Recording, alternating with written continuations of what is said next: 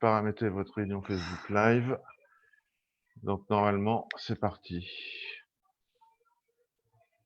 Ok. Normalement, on va pas tarder à y être sur le récit. Ah voilà. On y est? Voilà, c'est bon. C'est bon. Attends, moi je l'ai pas encore. Ouais, ça y Ah est, bah on y est. c'est le décalage horaire, ça. Ça y est, on y est.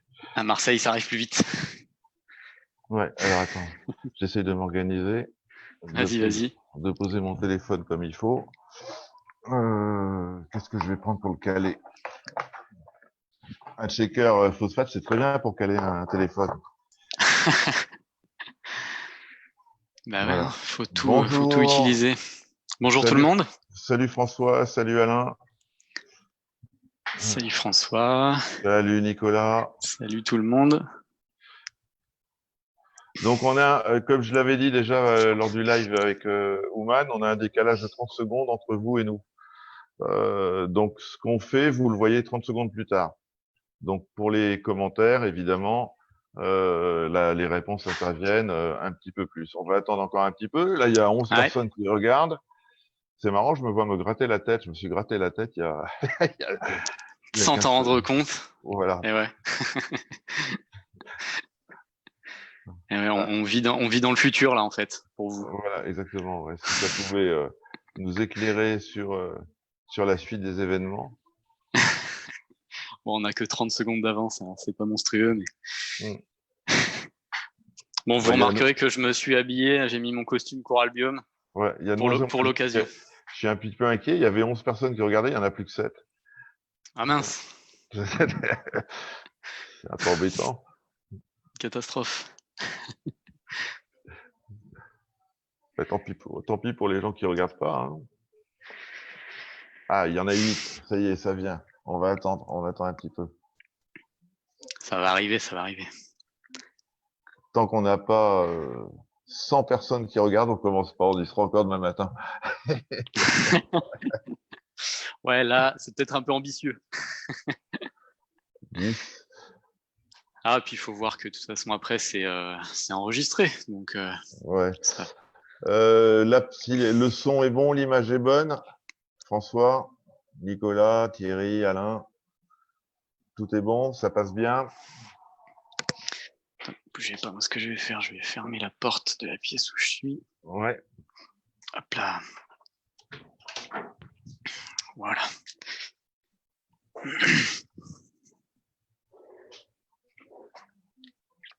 T'as les commentaires, Mathieu?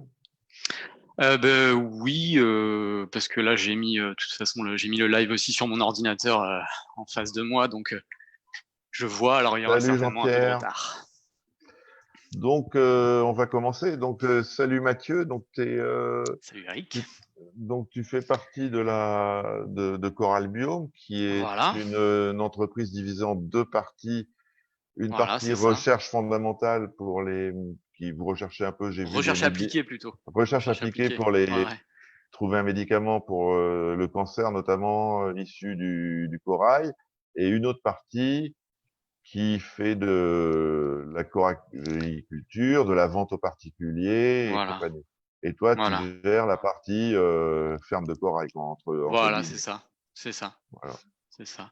Donc, bah voilà, hein, pour faire un petit historique de l'entreprise. Donc, Coral Biome, c'est une société qui a été créée en 2012, 2011-2012. Je m'en rappelle plus, j'y étais pas.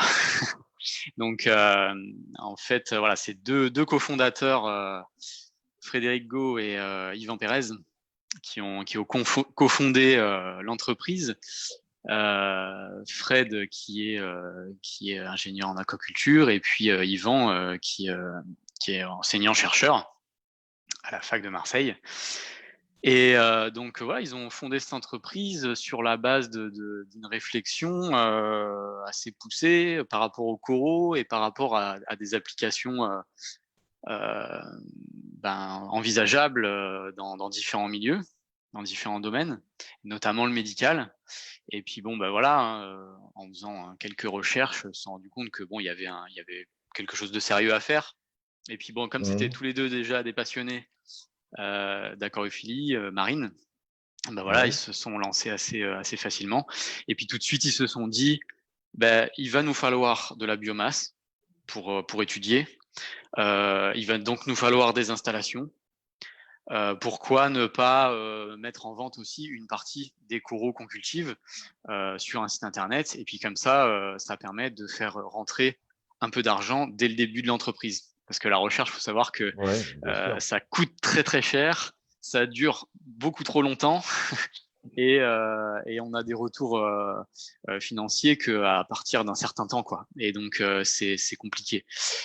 Du coup, voilà, c'était intéressant de mettre en vente des Au dé- choses.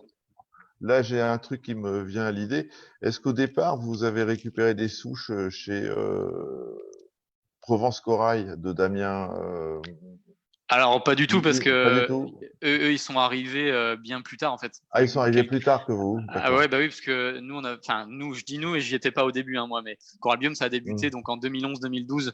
De mémoire, Provence Corail, ils avaient commencé plutôt vers quelque chose comme 2016-2017, entre Ah, 2016 et d'accord. 2018, je crois. Enfin, c'est très récent là en D'accord. fait. D'accord, c'est Ouais, intéressant. ouais, D'accord. Ok. ouais, c'était très récent. Euh, donc voilà, finalement, là, Coralbium, ça s'est monté comme ça.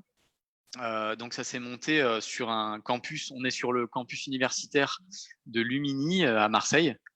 Euh, et donc moi-même, j'ai été étudiant en fait à l'époque où l'entreprise est née. J'étais étudiant sur le Hmm. campus en Ouais. océanographie. Ah, super. Et voilà. Et donc,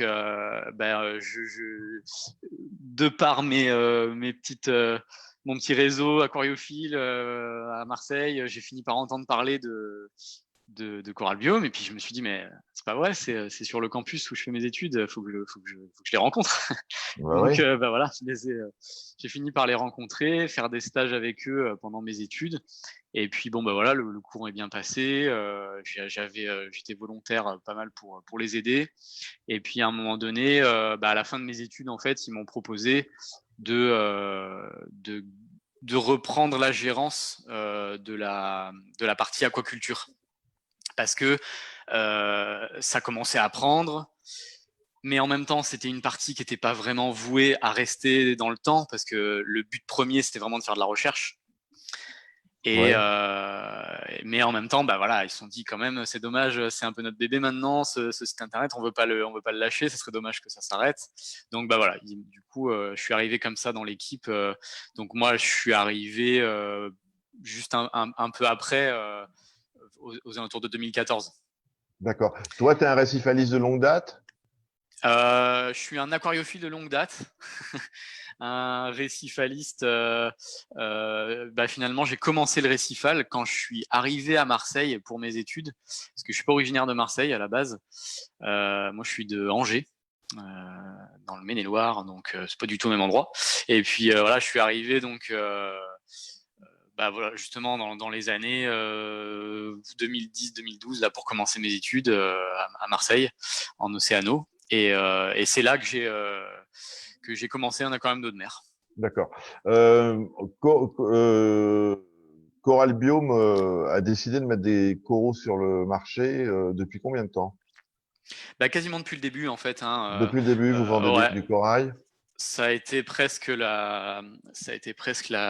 comment dire, l'activité là qui a démarré en premier, même si c'était pas le bon. Excusez-moi, j'ouvre la porte pour faire sortir le chat. Hop là, voilà. Euh, ouais, c'était pas le but premier, comme je disais, hein, mais c'est quand même l'activité qui a démarré le plus vite, parce que c'était rapide à mettre en place, hein. Il suffisait d'un site internet, et puis voilà, de mettre en place une petite logistique, et c'était parti, quoi.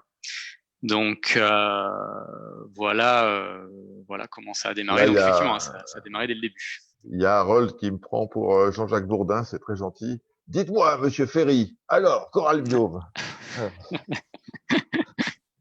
Donc, et donc là, vous avez quoi? En corail, vous avez essentiellement de l'indo?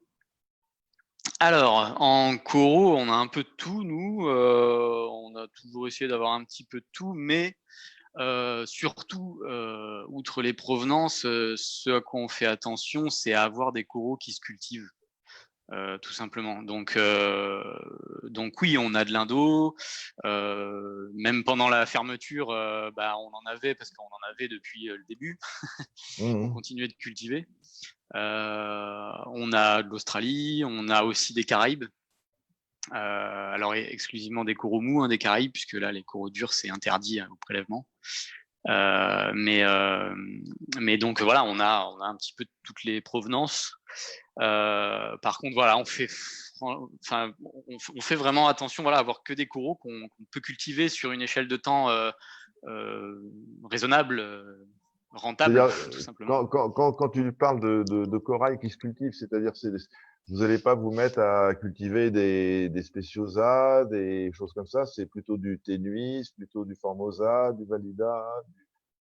Voilà, alors là, tu me parles que d'Acropora, mais je parle vraiment pour tous les coraux dans l'ensemble. D'accord. On prend que des espèces qui ont des modes de croissance qui permettent le bouturage, tout simplement. D'accord. Des modes de croissance et des vitesses de croissance qui vont permettre un bouturage dans un laps de temps exploitable, quoi. Parce que évidemment, on peut attendre qu'un scolimia fasse un bourgeon sur le côté. Voilà, ça prendra quelques années. C'est pas du tout le c'est pas du tout le jeu pour nous, quoi. Donc c'est pour ça que par exemple, voilà, les scolimia et tout ce genre de gros polypes, on a toujours évité. Parce qu'on peut pas les cultiver et que voilà, il faut savoir que quand vous avez un scolimia dans votre aquarium, c'est un scolimia sauvage. Il n'y a pas d'autres possibilités. Voilà. Non. Donc voilà, c'est un choix, ça se discute et tout. Nous, on a fait ce choix de proposer que des coraux qu'on est capable de cultiver. Comme ça, au moins, on a un impact qui est beaucoup plus négligeable sur les récifs, quoi, en faisant ça. Est-ce que vous renouvelez vos souches de temps en temps ou pas? Alors, ça, c'est une bonne question, effectivement. Hein. C'est toute la difficulté pour notre activité parce qu'on a une place restreinte. Et au bout d'un moment, les coraux, ils s'arrêtent jamais de pousser. Donc, une souche, elle pourrait nous envahir toutes nos installations si on la laisse se propager. Et donc, effectivement, c'est tout le jeu, toute la difficulté. Et c'est vrai que là, en ce moment, j'envisage de me séparer de certaines souches qu'on vend moins ou qu'on vend de moins en moins parce que les gens les ont. Donc voilà, il y a des souches que j'essaye d'écouler petit à petit pour ne plus en avoir et du coup reprendre cette place pour des nouvelles souches, quoi. Donc c'est tout ce roulement qu'il faut arriver à mettre en place, qui n'est pas forcément évident, mais voilà, on essaye autant que possible de renouveler vos installations de culture représentent quel litrage? C'est pas énorme en litrage. On a surtout travaillé sur la surface, mais en litrage, en fait, on a quelque chose comme 5000 litres. Donc en fait, ça va peut-être faire rigoler certains pros qui pourront regarder parce que c'est pas très grand en fait en termes de volume, mais c'est compartimenté en plusieurs unités. Qui font en moyenne 1000 litres chacune. Et en fait, on a que des récipients, des contenants très bas. Donc, c'est plutôt des surfaces qu'on va exploiter. Donc, et voilà, on n'a pas de hauteur d'eau, quoi. Vous avez ce qu'on appelle des chalots, quoi. Ah bah oui. Des bacs de 30-40 cm de haut, quoi. Voilà, c'est ça, parce que ça suffit largement. Voire, on a des aquariums qui font, voilà, effectivement 30-35 cm de haut, et on a même des bassines en fait qui font à peine plus de 20 cm de haut. Parce que de toute façon, voilà, ça permet d'éclairer moins fort pour une même efficacité, parce qu'on n'a pas du tout de profondeur d'eau à traverser. Ça permet de réduire le matériel qu'il y a autour en fait, et puis surtout voilà, de favoriser la surface de culture plutôt que la hauteur qui ne serait pas du tout exploitable et qui serait du volume perdu. Là, j'ai une question un peu particulière. Je sais pas, est-ce que vous êtes sous UV permanent? Pas du tout. En fait, on est même de manière permanente sans UV. D'accord. Ouais, non, je te pose la question parce que il y a un truc que j'entends toujours dire. c'est souvent qu'on a, nous, dans nos bacs, des problèmes, quoi, des coraux qui nécrosent, qui machin. Et j'entends toujours parler d'attaques de vibrio, par exemple, et que les gens qui ont mis des UV, ça réglait ce problème. Donc Ouais, vous, comme c'est votre gagne-pain entre guillemets, ouais. ça m'est venu à l'esprit. Je me suis dit peut-être qu'ils ont pris la sécurité de mettre un UV. Non, non. Par contre, on travaille avec les bactéries Carebacter de chez Tons. Et dans ce produit, en fait, il y a aussi, je crois que c'est d'ailleurs les bactéries elles-mêmes, hein, qui produisent des antivibrios. Ouais, Donc, qui vont lutter justement contre ce type de bactéries, les vibrios, hein, qui sont des bactéries marines qui sont responsables de plein de maladies, à la fois chez les invertébrés, chez les poissons. Voilà. Bon, je m'étendrai pas plus sur le sujet parce que je suis pas non plus un spécialiste, mais en tout cas, effectivement, c'est un c'est un spectre assez large de maladies. Donc, c'est d'accord. cool de faire attention à Euh, ça. pour la supplémentation, depuis le début, vous êtes en baling, en rack, Alors, vous êtes au, comment? au début, les installations pour les unités où il y a le plus de coraux durs, c'était des racks. Et puis les unités où on a davantage de coraux mous, avec un peu moins de consommation, on était sur des réacteurs à hydroxyde. D'accord. Donc moi, quand je suis arrivé, c'était comme ça. J'ai tourné comme ça pendant quelques temps. Et puis à un moment donné, je me suis intéressé moi personnellement à la méthode Baling, qui m'a beaucoup intéressé, par sa simplicité de mise en œuvre et puis par l'efficacité qu'elle avait l'air de montrer, d'après ce que j'avais pu voir sur des aquariums que j'avais vus de mes propres yeux. Enfin voilà. Donc je me suis intéressé, j'ai fait le test chez moi d'abord. Je fais toujours un peu comme ça. Puis après, j'ai fait le test sur une de nos unités. Et puis après, j'ai répandu parce que c'était cool, quoi. Ça D'accord. faisait vraiment le travail. Et puis c'est beaucoup plus simple à gérer finalement que les racks et tout ça, quoi. Ok. Là, avant de commencer de basculer sur Facebook, on a discuté un peu tous les deux, et tu m'as Ouais, dit que tu avais vachement apprécié l'entretien avec Ouman, ouais, qui c'est énormément. vrai était formidable parce qu'il a une pédagogie, il a une simplicité pour expliquer qui est remarquable. Ouais. C'est quoi le pH de vos bacs? Nous, on tourne. Alors, on le mesure pas partout en continu d'ailleurs. Ah, je Comme je te t'embête, dis, hein. ouais, ouais, non, mais t'as raison. Mais comme je te disais tout à l'heure, justement, nos installations, elles sont encore un peu à l'ancienne sur certains aspects et on équipe petit à petit et on se modernise. Mais là où on mesure, en tout cas, on est dans les clous dont parlait Ouman justement. En moyenne autour de 8,1, 8,2 en moyenne évidemment, puisqu'il y a toujours cette variation jour-nuit, hein. D'accord. Donc voilà, on est dans ces eaux-là, quoi, à peu près, hein. Comme vous êtes à Marseille, Méditerranée, vous travaillez à l'eau de mer naturelle? Non, pas à Coral Biome. Chez moi, oui. Chez moi, Ouais. autant que possible, j'essaye de me servir avec de l'eau de Méditerranée, parce que ce qui est intéressant avec l'eau de la Méditerranée, c'est que c'est une eau oligotrophe. Ça veut dire que c'est une eau qui est très pauvre en nutriments. Et ça n'a rien à voir avec les oligo-éléments, hein. Parce que Hmm. souvent, j'entends des gens qui font la confusion oligotrophe et oligo-éléments et ils mélangent tout. Et en fait, non, on ne parle pas du tout de la même chose. Donc la Méditerranée, c'est une mer oligotrophe comme la plupart, enfin comme les eaux récifales. La seule chose, c'est que la Méditerranée, c'est un bassin évaporitique. Donc, du coup, c'est une eau qui est un petit peu plus salée que le reste de l'océan mondial. Donc, il faut simplement la diluer légèrement pour retrouver une salinité correcte pour nos bacs, quoi. Ouais, d'accord. Mais Là, c'est une eau qui est intéressante. je sais pas si tu pourras répondre, mais bon, on demande pour les bactéries Toons, ça contient quoi comme bactéries? Le savez-vous? Ah, je, suis, Sans je sais que trahir j'ai. de secret de fabrication. Ah non, non, non, non. De toute façon, je les connais pas, hein, les secrets de fabrication. Tons, c'est un de nos partenaires, mais bon, on partage pas tous les secrets non plus avec eux. Malheureusement, j'aimerais bien en savoir plus. Mais... Non, je crois que j'ai cherché l'information, mais il me semble que c'est pas forcément marqué.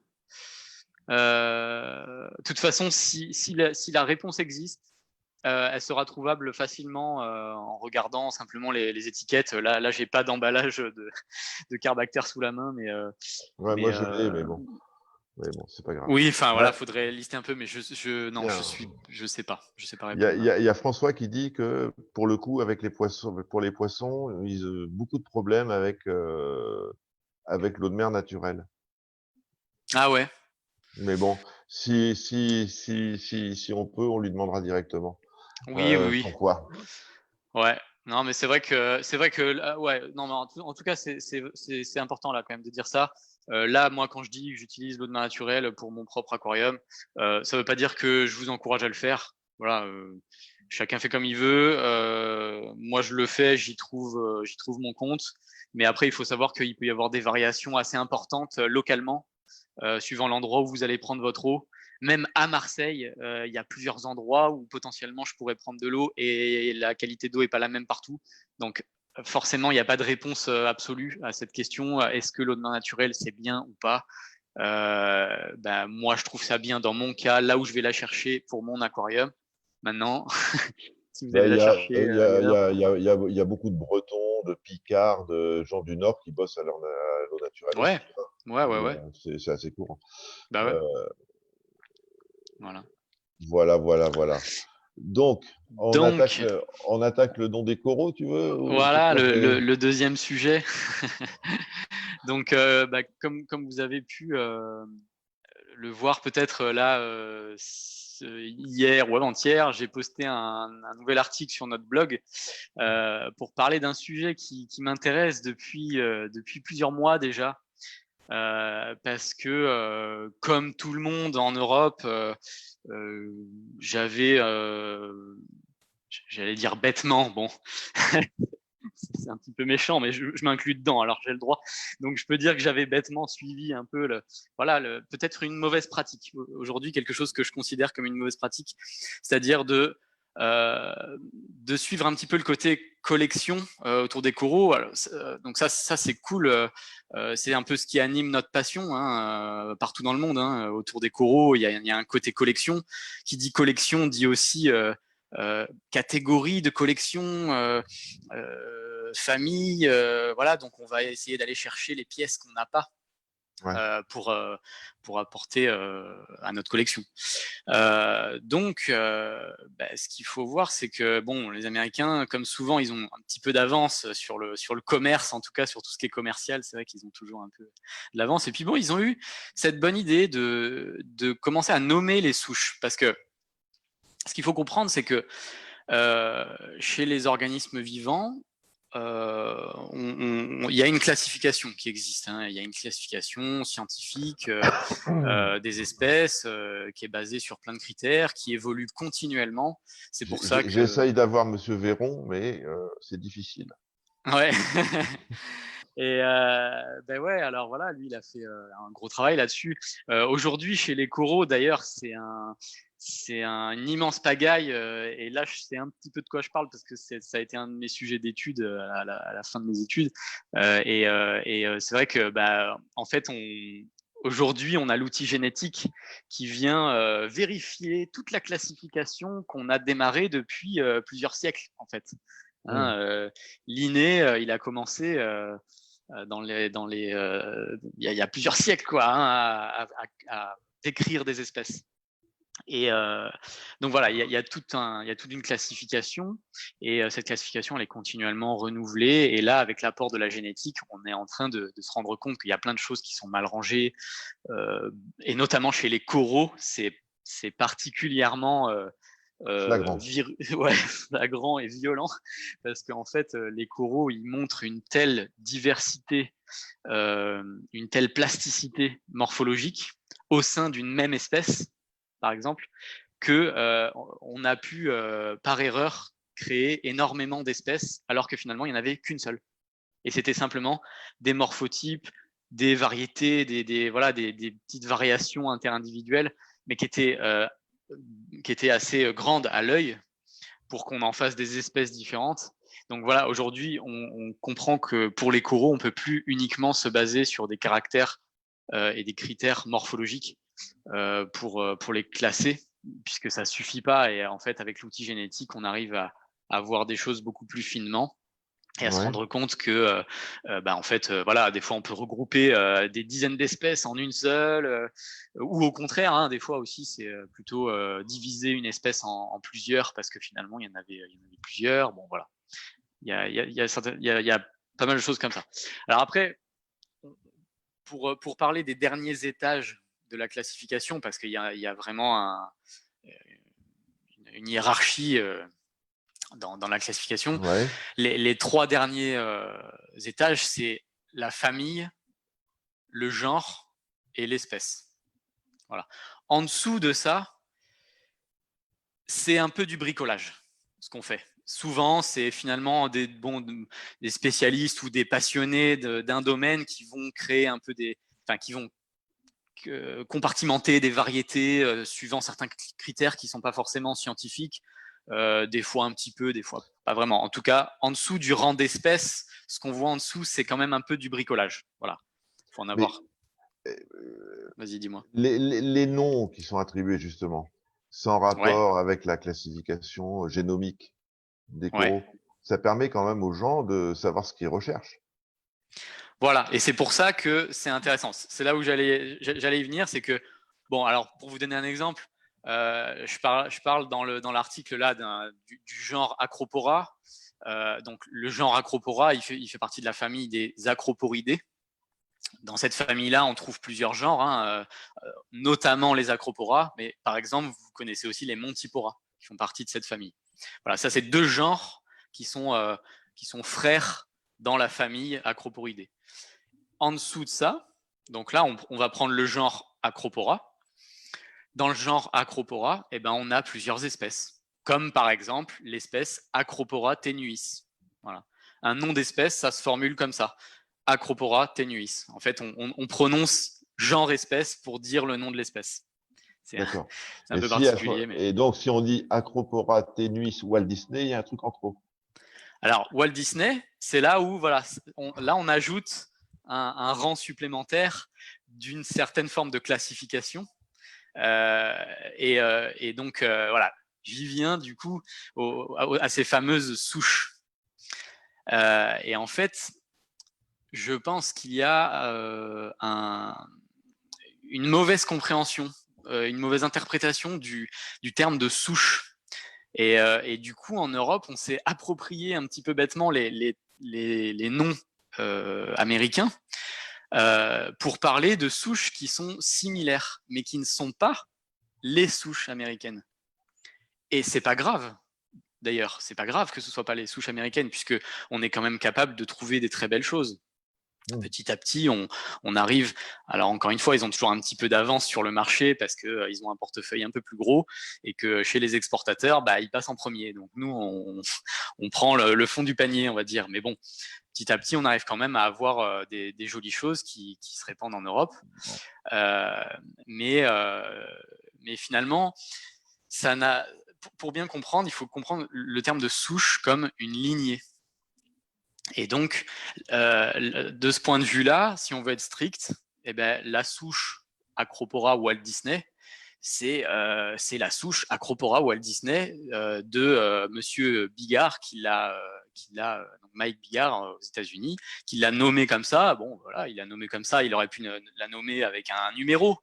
Après, là, le choix des noms un petit peu rigolo, c'est purement pour le fun. Il y a effectivement un aspect commercial, mais au moins, ça permet de donner un nom pour savoir de quoi on parle, parce que le fait est que au sein de l'espèce Acropora tenuis, on a encore une variété assez impressionnante de couleurs, de morphotypes, voilà. Et je pense que là où on a fait une erreur en Europe, c'est de vouloir attribuer un nom à un morphotype plutôt qu'à une souche. Ce que je veux dire, c'est que vous pouvez très bien avoir 2 souches qui sont très proches en termes de morphotype, c'est-à-dire qu'on va avoir des couleurs assez similaires, une vitesse de croissance assez similaire, enfin un certain nombre de critères qui vont être très similaires.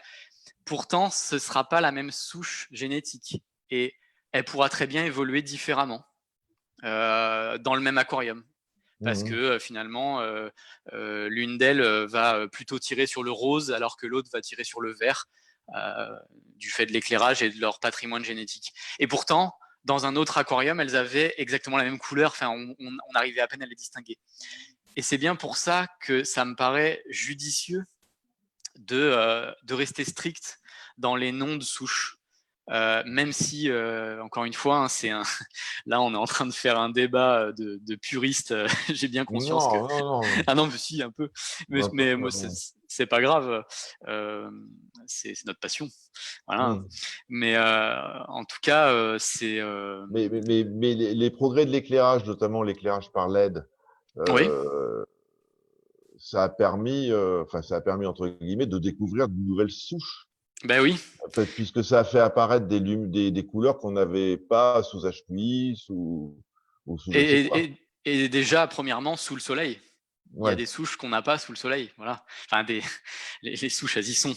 Mais les couleurs, elles y sont pas toujours. Mhm. Il y a certaines couleurs, et comme tu dis, hein, qui se révèlent en aquarium. Tiens, Que ce regarde, soit. regarde, il y a Taille. Il dit, quand tu vois chez les Zoanthus la différence entre Pikachu, Golden Hornet, Scramble, Egg, etc., heureusement qu'il y a les noms. Ben ouais. Et alors, les zoanthus, c'est un cas d'école parce que effectivement, ça c'est un autre article d'ailleurs que j'avais fait sur le blog de Coral Biome, euh, qui date d'il y a pas très très longtemps. Et en fait, les zoanthus, donc les zoanthus, c'est un genre comme Acropora, par exemple. Sauf que zoanthus, ça fait partie de la famille des zoanthidés. Bon, voilà. Au sein du genre zoanthus, pendant très longtemps, on s'est promené avec des valises remplies d'espèces. Il y avait une centaine d'espèces qui avaient été euh, décrites, voilà. Mais en fait, la génétique a montré que, au final, il y a que euh, à peu près une dizaine d'espèces, pas plus. Et encore, la plupart sont des espèces sœurs, c'est-à-dire que vous retrouverez deux espèces parfaitement identiques d'un point de vue génétique, mais qui sont séparées géographiquement par l'isthme de Panama, Mhm. l'Amérique centrale. Et donc, en fait, vous aurez une espèce du côté Caraïbes et son espèce sœur, qui sera sa jumelle génétique, dans l'océan Pacifique, enfin dans l'Indo-Pacifique. Et donc, on est obligé de les séparer parce que on sait très bien que dans le temps, elles finiront par vraiment se séparer, même génétiquement, puisqu'il n'y a plus d'échange. Voilà. D'accord. Mais donc au final, on peut quasiment dire qu'il y a à peu près 5 espèces de Zoanthus ou 5 couples d'espèces sœurs, quoi. Et Donc en fait, donc il y a très peu d'espèces, mais il y a les, énormément de morphotypes. ouais, et donc les morphotypes, ils sont liés à quoi? À des mutations, à... Ouais, c'est simplement des C'est comme chez variétés. l'humain, c'est comme chez l'humain, tu Exactement. prends deux personnes, on n'a pas la même gueule, quoi. Oui, et puis même, on est capable aujourd'hui d'identifier vaguement quelques morphotypes sur la planète. Voilà, au niveau de la couleur de peau, de la forme des yeux, la forme du nez, il y a plein de choses qui peuvent changer, la couleur des cheveux, la couleur des yeux. Bon, on a quand même des populations humaines qui sont, qui sont un petit peu différentes les unes des autres. Et pourtant, on fait tous partie de la même espèce. Il n'y a aucun doute sur ça. Au niveau génétique, on a tous des marqueurs identiques, même si après, d'un individu à l'autre, on a tous un patrimoine génétique différent. Voilà. Mhm. Mais donc effectivement, voilà, c'est ça. Et donc chez les zoanthus, ça a fait ça, mais puissance 10 000. Voilà, la diversité intraspécifique, c'est-à-dire à l'intérieur même de l'espèce, est beaucoup plus grande que chez l'espèce humaine. Et ce problème des zoanthus, enfin ce problème entre guillemets, on le retrouve sur les accros d'ailleurs, hein. Ouais, ouais, ouais. Et puis sur d'autres espèces, mais effectivement, alors c'est pas du tout un problème justement pour nous. Non, c'est pas un problème. C'est justement ce qui fait notre passion et toute la magie de ces animaux, quoi. Et effectivement, il y a quelques espèces qui sont particulièrement fortes du point de vue de leur diversité intraspécifique et qui permettent d'avoir voilà une multitude de couleurs D'accord. euh, au sein Les, de la les, même espèce, quoi. les Montipora, c'est plusieurs espèces différentes? ou c'est plusieurs morphotypes? C'est plusieurs. Alors, c'est les deux. Il y a plusieurs espèces. Et au sein de chaque espèce, on va avoir plusieurs morphotypes. Même si là, c'est quand même, il me semble, hein, à mon sens, c'est quand même un peu plus restreint chez les Montipora. Au sein d'une espèce, on a quand même un petit peu moins de variation, quoi. C'est moins flagrant, on va dire. Il va y avoir 2-3 couleurs, mais ça va s'arrêter là, quoi. Au sein d'une espèce, quoi. Mais par contre, il y a pas mal d'espèces de Montipora. Hein. On le voit, rien qu'à la manière de pousser, entre les Montipora qui sont branchus. Déjà, dans cette catégorie-là, il y a plusieurs espèces.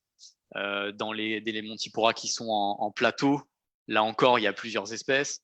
Et tous ceux qui vont être en croûtant, là encore, il y a plusieurs espèces. Donc, Ouais, voilà. j'ai un, comment ça s'appelle, un Leptoseris Jack aux lanternes. D'où il vient ce nom? T'as une idée? Alors ça, il faudra demander à, comment il s'appelle, à Jason Fox, parce que c'est lui Ouais. qui l'a nommé, il me semble. Hein. Ah bon? Ouais, il faudrait lui poser la question, parce que là, pour le coup, c'est un nom purement, qui sort d'un film peut-être. Ouais, Voilà. je sais pas. Moi-même, j'ai donné quelques noms à mes souches que je cultive, et puis bah, voilà, des fois, c'est par rapport à mes références.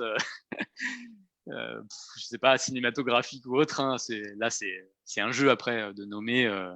Le but étant simplement de ne pas mélanger deux souches qui ne sont pas la même, quoi. Voilà. Et il faut bien comprendre le terme de souche. C'est pour ça que au début de l'article, là, j'essaie de faire en sorte que tout le monde parle le même langage. Et voilà, une souche, c'est comme une lignée. Une lignée. Donc, on part d'un pied mère. Je vais couper une branche pour en faire une bouture. Voilà. Je vais en couper une autre bouture. Tout ça, c'est la même souche. Okay, ça repousse. Je vais recouper. Je refais une bouture. C'est toujours la même souche parce que je pars du même pied mère. D'accord.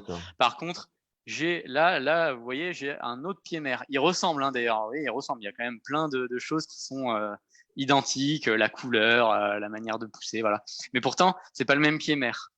Et donc, c'est pas la même souche. Voilà. Et c'est en ce sens-là, je pense, qu'il faut entendre le terme de souche pour C'est la même comprendre. espèce, mais pas la même souche.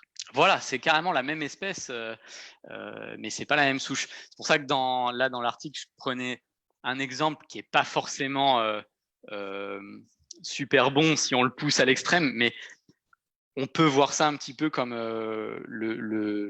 nos noms de famille. On va dire qu'il faut entendre le nom de famille comme le patrimoine génétique, quoi. Voilà, le patrimoine génétique d'une famille, il est ce qu'il est, et la famille voisine, elle a plein de caractères en commun, vous voyez, mais pourtant elle a son propre patrimoine génétique. C'est pas les mêmes.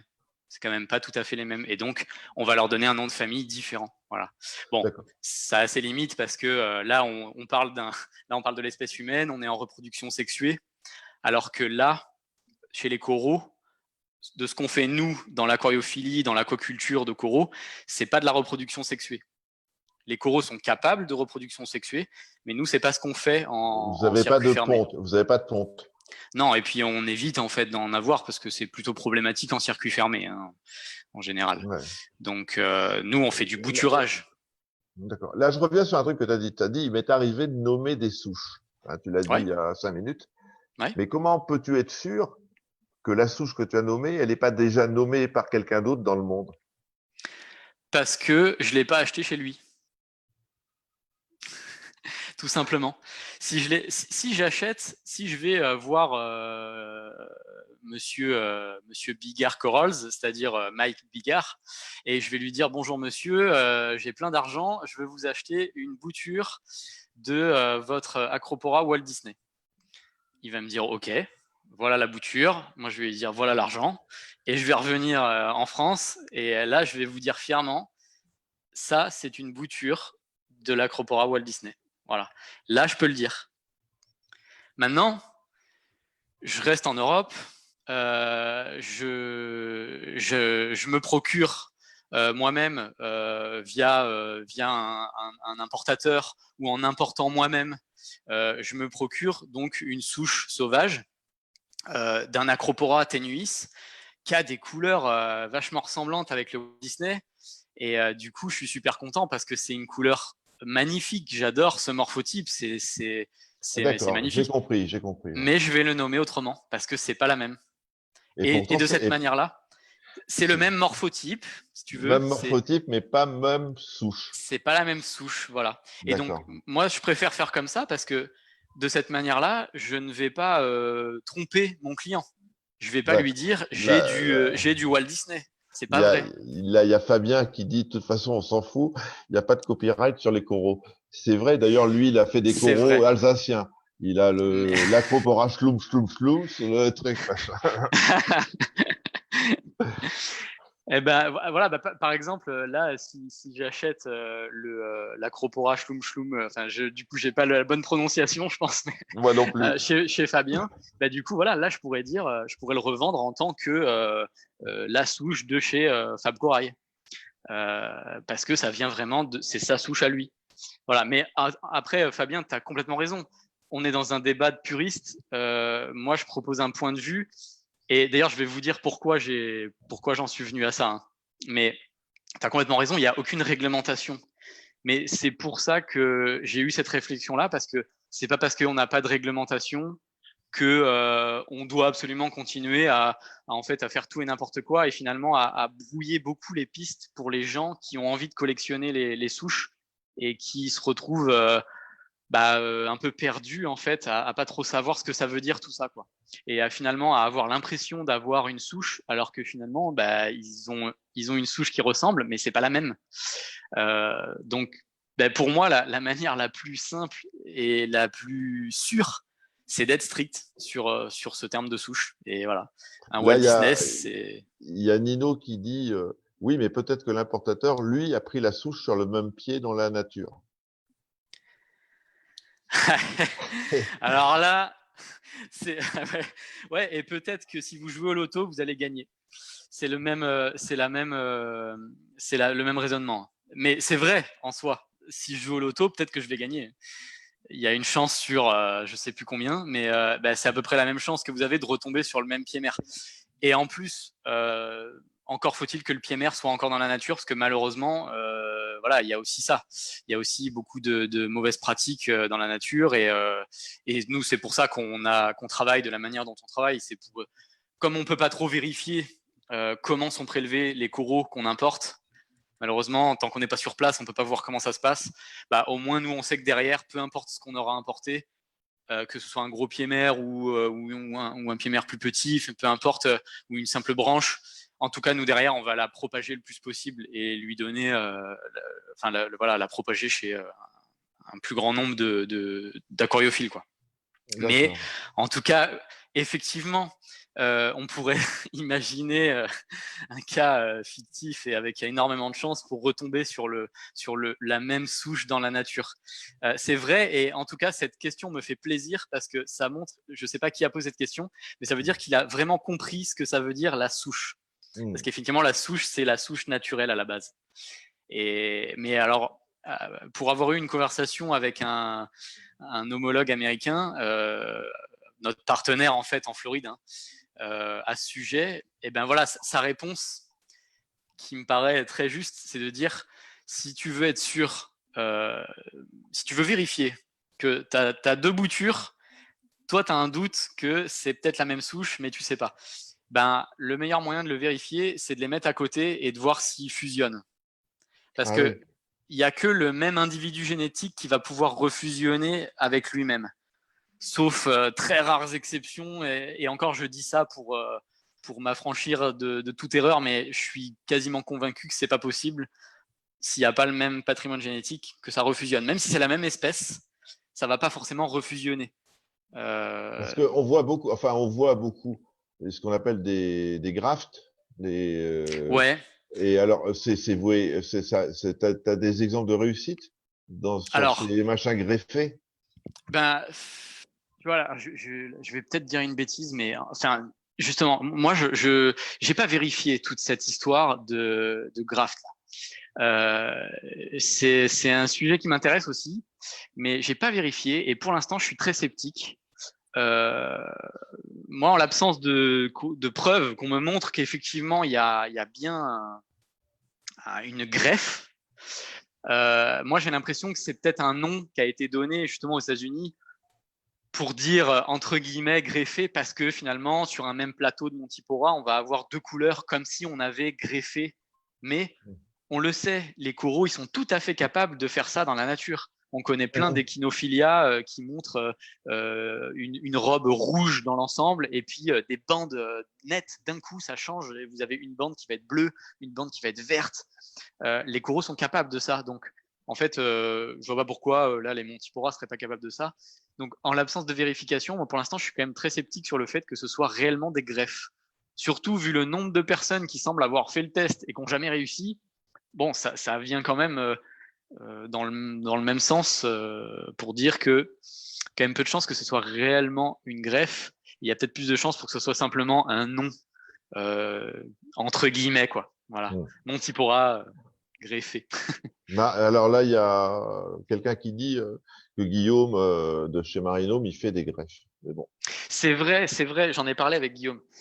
C'est vrai il a fait plein de tests et il m'a dit qu'une fois, il a eu quelque chose qui s'approchait d'une réussite, quoi, parce qu'au microscope, il arrivait quand même à voir un polype, mettons, rouge dans la partie verte et inversement. Donc, il y avait peut-être un début de quelque chose.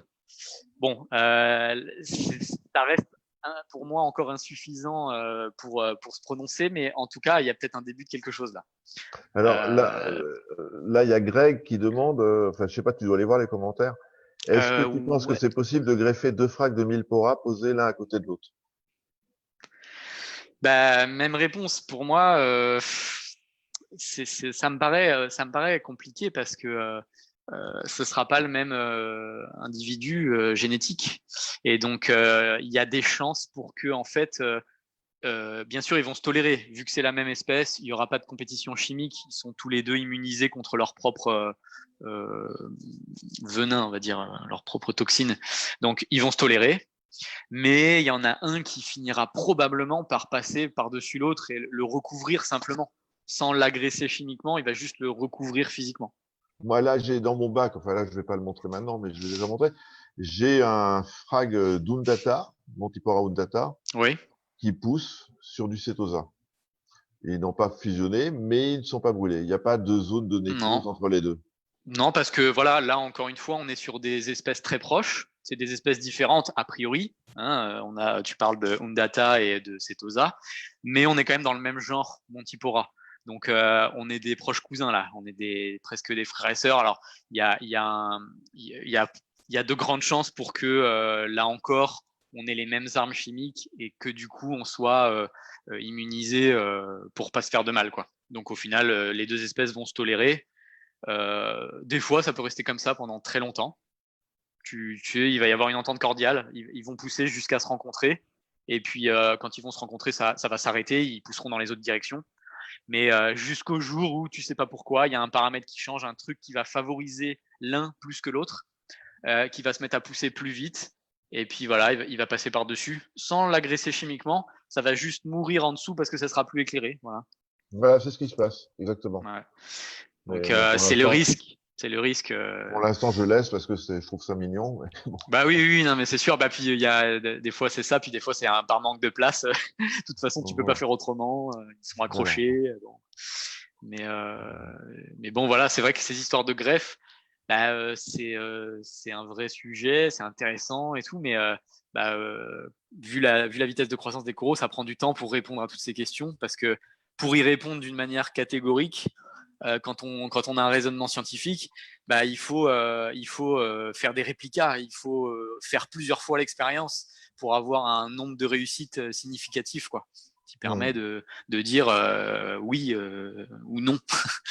Mais souvent, Ouais. on est plutôt dans le peut-être. Et Mm. donc, voilà, je préfère rester dans le peut-être en l'absence de.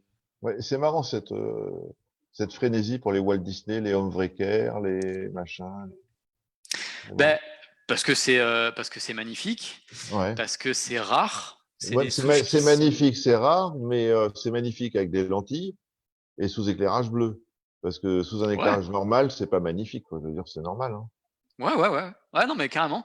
C'est un point de vue. Moi, personnellement, j'adore la fluorescence des coraux. Je trouve que c'est Moi aussi, un des ouais. aspects qui fait la magie de ces animaux.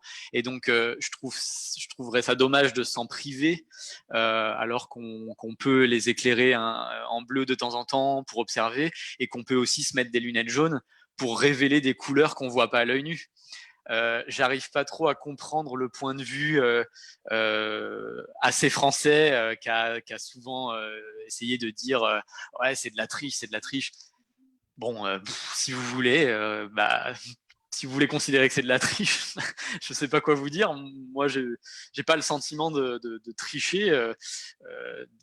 Voilà, c'est d'ailleurs ce que je fais sur les photos, hein, de notre site. Je propose une photo sous l'éclairage blanc et puis une Mm. photo sous éclairage bleu avec un filtre. Ouais, ouais. Mm. Comme ça permet de voir les deux côtés, quoi. Parce que je trouve que les deux côtés peuvent être magnifiques. Mm. Donc, Là, il y a mais les RTN, t'en penses quoi? Que c'est emmerdant, mais bon, à part ça. ouais. Là, on sort un peu du sujet. Les RTN, j'en pense quoi? Ouais, c'est ça que c'est franchement emmerdant. Qu'est-ce que il faudrait que j'en pense d'autre? Je sais pas, t'as une idée de Est-ce qu'on peut l'origine, de... souvent, ça va être des maladies, ça va être parce que là, c'est RTN, il y a le R pour rapide, quoi, hein. Mm. Donc là, c'est des nécroses rapides. Donc là, c'est plutôt ouais, des trucs, des maladies, quoi, virus ou bactéries. Quand on a des nécroses lentes, ça va plutôt être des paramètres souvent qui sont à l'origine de ça. Euh, Notamment, on t'en parlait avec Ouman, hein, au niveau du pH, hein, Mm. nécrose lente par la base. Voilà, bon, tout ce qui est rapide, c'est quand même plus souvent des attaques bactériennes ou des interactions biologiques, quoi, avec d'autres espèces vivantes Mm. qui vont provoquer des nécroses rapides, quoi. D'accord. Voilà. J'attends s'il y a des... Vous savez combien de temps qu'on cause? Ça fait pratiquement 1 heure, hein, dis donc, c'est bien. Ben ouais, ouais, ouais.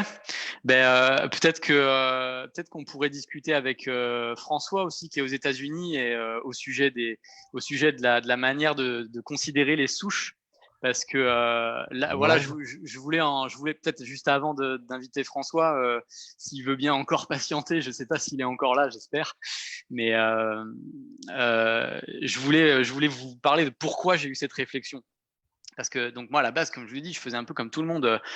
J'avais capté qu'il y avait un truc avec les noms de souches et que c'était assez rigolo d'essayer de retrouver à quelle souche appartient Mm. mon zoanthus ou mon acropora. Bon voilà. Et puis bon, je me suis retrouvé confronté avec quelques Américains qui m'ont contacté via les réseaux sociaux et bon, des fois un peu virulents, qui me disaient qu'est-ce que vous faites avec les noms de souches là enfin en gros, bon, sans le dire vraiment méchamment, mais on les emmerdait un peu, quoi. Ouais. Parce que on leur piquait les noms de souches et que ben à leurs yeux c'était aberrant parce que on prétendait avoir leur souche alors qu'on l'avait pas. Et Mm. alors évidemment, sur le coup, l'altercation, les premières altercations que j'ai pu avoir, c'était un petit peu virulent, et puis je comprenais pas trop leur point de vue, mais j'ai persisté parce que je voyais bien qu'il y avait qu'il y avait un sujet quand même, qu'il y avait un truc qui venait pas là qui venait pas perdre leur temps à me faire chier pour rien, quoi. Et Mm. donc j'ai essayé de leur tirer un peu les verres du nez, et puis aussi de discuter de ça avec notre partenaire aux États-Unis, en Floride, qui est un ami quasiment, quoi. Donc là, j'ai pu avoir une discussion un petit peu plus ouverte et calme. Ouais. Et j'ai fini par, en confrontant tous ces avis, par comprendre qu'il y avait voilà cette histoire de souche, qu'il fallait bien comprendre ce que ça voulait dire souche, strain en anglais. Hein, vraiment dans le sens lignée, comme une lignée bactérienne, une souche bactérienne. Mm. Ça aura beau être la même espèce, le même morphotype, mais c'est des souches génétiques différentes.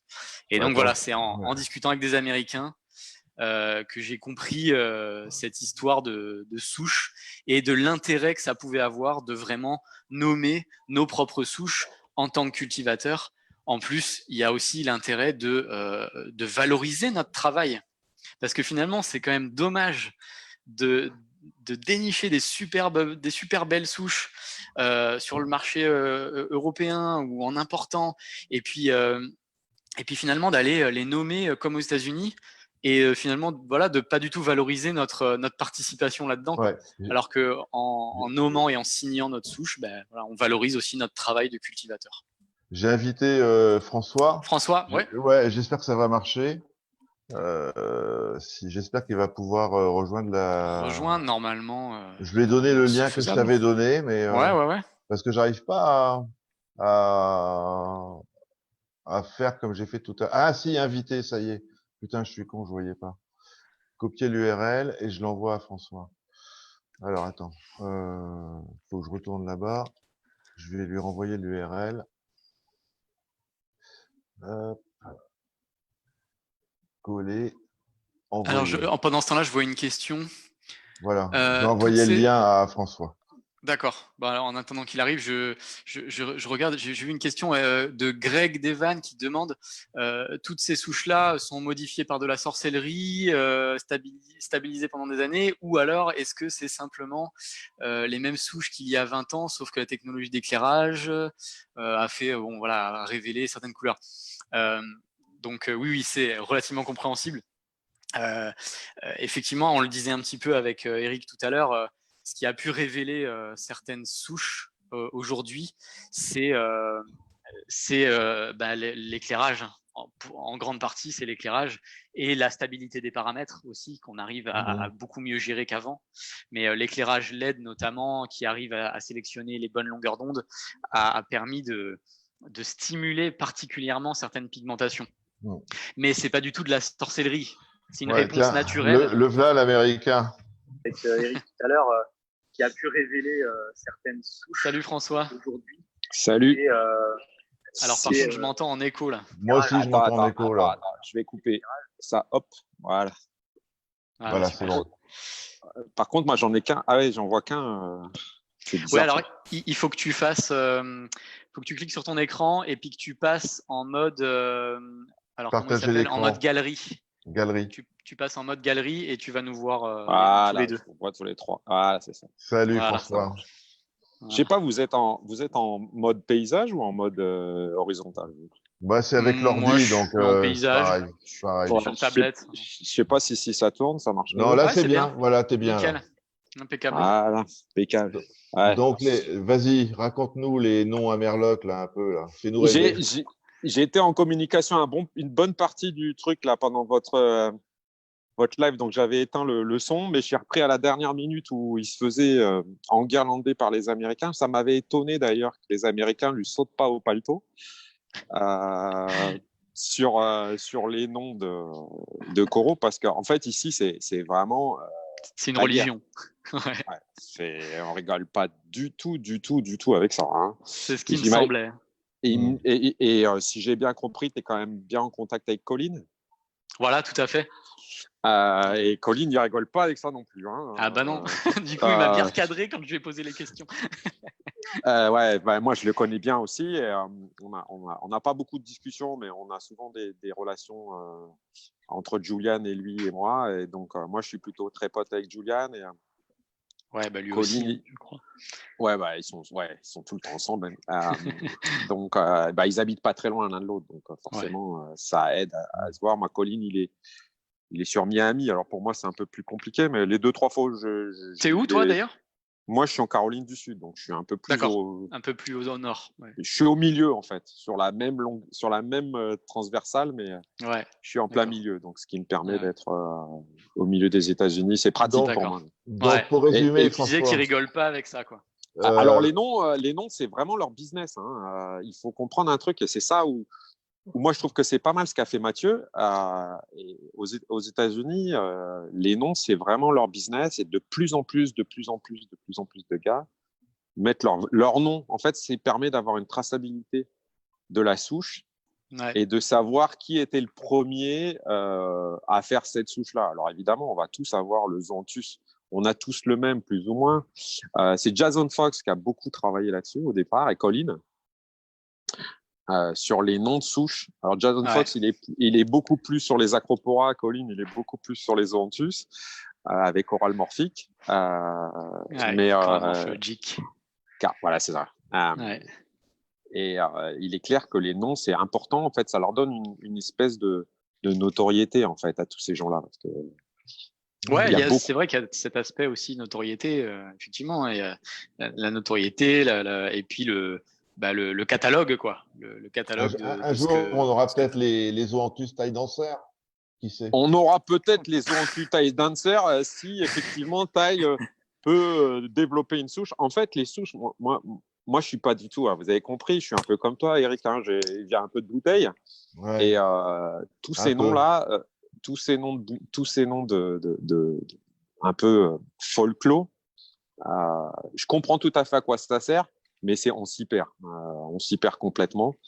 Parce que le même zoanthus, moi, je vais regarder 3 zoanthus avec 3 noms différents, parce qu'ils sont 3 éleveurs différents. Ils sont pour moi exactement identiques. Ouais, Donc, c'est vrai qu'il y a des fois où on a du mal à discerner. Mais il va y avoir pourtant, une petite, alors ils vont aller jouer, mais tu as vu là, le cœur, il est légèrement plus violet, donc effectivement, c'est plus celui-là que celui-là. Bon, je pense qu'en fait, ils essayent un petit peu tous d'avoir leur propre souche et de contrôler. En fait, tout est il y business a un aux peu de ça. États-Unis. Hein. Ouais. Oui, oui, oui. Il y a un peu de ça Donc, aussi, évidemment, tout, évidemment. tout est vraiment business, Voilà, business, j'allais dire, c'est business. Ouais, business. ils Voilà. valorisent Voilà. tout. Ils valorisent Ils tout. essaient de... Mais je trouve que euh, c'est aussi quelque chose qu'on peut leur attribuer à leur mérite, quoi. Je veux dire, ils savent valoriser les choses. Alors, des fois, ça part un peu trop, mais au moins, ils dévalorisent pas. Alors que chez nous, j'ai l'impression qu'on a beaucoup tendance à tout dévaloriser, beaucoup trop, dès le début, dès la racine. C'est nul. De toute façon, c'est que 3 polypes, c'est que truc, En c'est que fait, machin, quoi. la seule alors moi, ce qui m'a choqué il y a 3 ans quand je suis arrivé ici, alors moi je vends des produits haut de gamme, hein, je pense que tout le monde ici le sait. Pas C'est du tout, je sais sûrement, même pas, je sais même pas quitter. Donc, voilà, mais ça, on m'a dit, il faut que tu invites un mec là, je sais pas, moi, j'ai cru que c'était le film Matrix. D'ailleurs, je me dis putain, on va rentrer dans la Matrix. Eh, j'adorerais être aussi beau que Keanu Reeves, mais voilà, on n'a pas la même orientation sexuelle. Et, mais tout ça, c'est une autre histoire. On en reparlera plus sérieusement mercredi, Eric, si tu veux. ouais, Mais là, c'est quand même Mathieu qui est la star. Mais tout à ce fait. qui est très important aux États-Unis, et c'est là où moi, ça m'a vraiment pas choqué, mais plutôt rassuré et qui m'a donné envie de rester, c'est que quand tu arrives avec un produit de qualité, peu importe le produit que tu as, que ce soit une voiture, un aquarium ou que ce soit un zoanthus, ils savent le valoriser et le gars, il va pas arriver en te disant c'est trop cher. Il va te dire j'ai pas l'argent pour me l'acheter. Ouais. Ce qui est un petit peu différent de quand tu arrives en France, c'est trop cher. Oh là là, Ouais. non, c'est trop cher. Alors Ouais. pour le vendre, on va faire 20% de remise. Ouais, mais le truc, il y avait déjà que 15% de marge, donc 20% de remise, comment on fait pour s'en sortir? Aux États-Unis, le truc, il arrive, le mec, il a bossé jour et nuit pendant 6 mois pour développer une souche de zoanthus. Il l'a coupé, il l'a bouturé, il s'est mis des trucs dans les yeux, il est allé 3 fois à l'hôpital, il est revenu, il en a refait d'autres, il a acheté des batteries, il est dans son garage. Le gars, il va dire, ça vaut 300 balles. Et puis, Bah ouais. tu me l'achètes pas, c'est pas grave, je le vendrai à quelqu'un. Et la première bourse que j'ai fait, j'arrive sur un stand, le gars, il avait une très belle anémone quadricolore en Tacméate quadricolore. Donc, vraiment le truc basique, mais belle. 800 $.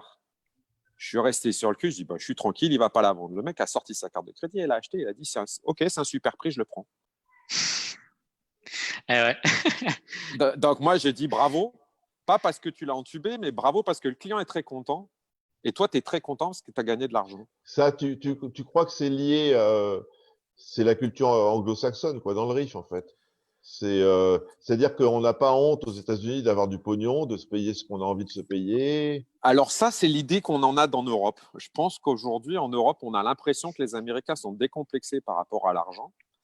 Alors, c'est une partie vraie, mais c'est aussi une partie fausse. Hein. Moi, j'entends beaucoup de plus. Maintenant, je suis un peu plus dans la culture américaine. Et t'entends quand même beaucoup de fois les mecs te dire, si tu veux vivre heureux, il y a 3 trucs qu'il faut pas dire. Ton âge, ce que tu gagnes par mois et dans quoi tu vis, tu vois. Donc, il y a quand même des paramètres qui sont assez proches de ce qu'on vit en Europe. Ah ouais. Oui, mais il y a un vocabulaire différent. Voilà, il y a un vocabulaire différent et il y a surtout la notion de jalousie, elle existe, mais elle n'est pas montrée. Donc ça, c'est déjà plus agréable. C'est déjà un tout petit peu plus agréable. Et il y a souvent la notion de dire, tu roules en Porsche, c'est que tu gagnes de l'argent. Si tu gagnes de l'argent, c'est que c'est suffisamment bon pour gagner de l'argent. Donc du coup, tu peux rouler en Porsche. Donc il y a un espèce de rapport où si tu arrives avec une voiture trop pourrie, on va dire, lui, il n'est pas assez bon pour se payer une belle voiture. Et il y a ce rapport à l'argent. Donc, avec les coraux, c'est à peu près pareil. Si les coraux ne sont pas assez chers, c'est que ce n'est pas une belle pièce, c'est que ça ne vaut pas ce prix-là. Ouais, il y a une question d'ego un peu. Voilà, donc il y a moi, j'ai beaucoup de clients d'éleveurs. Alors, il faut savoir qu'aux États-Unis, c'est quand même compliqué tout est cher, hein. Il faut se payer tout. Les dentistes, tout est cher. Donc, c'est un peu. Donc, les mecs, il faut qu'ils fassent de la marge et qu'ils fassent plus de marge qu'en France. Donc, c'est normal que ça soit plus cher, que tout soit plus cher. Mais tout est vraiment plus cher. Mais ça dépend d'où tu vis. Hein. Tu vois, un gars comme c'est un autre référentiel. Voilà. Mais dans les bourses, c'est des éleveurs professionnels ou c'est des particuliers? Alors, tout le monde est particulier ou professionnel. Moi, au début, j'ai un peu perdu mon latin. Quand tu vas dans une bourse en France, tu vois tout de suite le magasin et le mec qui fait ça dans son garage. Tu vas à la première bourse, Riffapalooza, une des plus grosses bourses aquariophiles des États-Unis. Il y a quand même 3000 personnes qui viennent par jour. Il y a, je crois, 200 exposants. Sur les 200 exposants, il y a 50 pros. OK, ça veut dire qu'il y a quand même 150 particuliers. Mais tu ne sais pas faire la différence. Les mecs font ça de façon pro. Et après, il y a le concept quand même de l'auto-entrepreneur qui est beaucoup plus simplifié ici aux États-Unis. Ouais. Et tu n'as pas besoin de faire de démarche. Tu es un particulier, tu veux vendre dans une bourse en tant que pro, tu encaisses l'argent, à la fin de l'année, tu déclares que tu as gagné tant, point barre. Il y a pas les CITES, ça n'existe pas aux États-Unis. Alors, ça, c'est une autre question, mais effectivement, je pense qu'il y a aussi il y a le côté business, comme tu disais, François, où c'est plus simple, mais il y a aussi le côté réglementation où ça doit être plus simple. Alors, il n'y a pas le certificat de capacité tutti quanti. Hein. Tu veux ouvrir un business, tu poses une table, tu mets des coraux dedans, tu les vends, tu encaisses. Voilà. Tu veux une machine à carte bleue, tu ouvres un compte PayPal, un compte Square, tu fais ce que tu veux.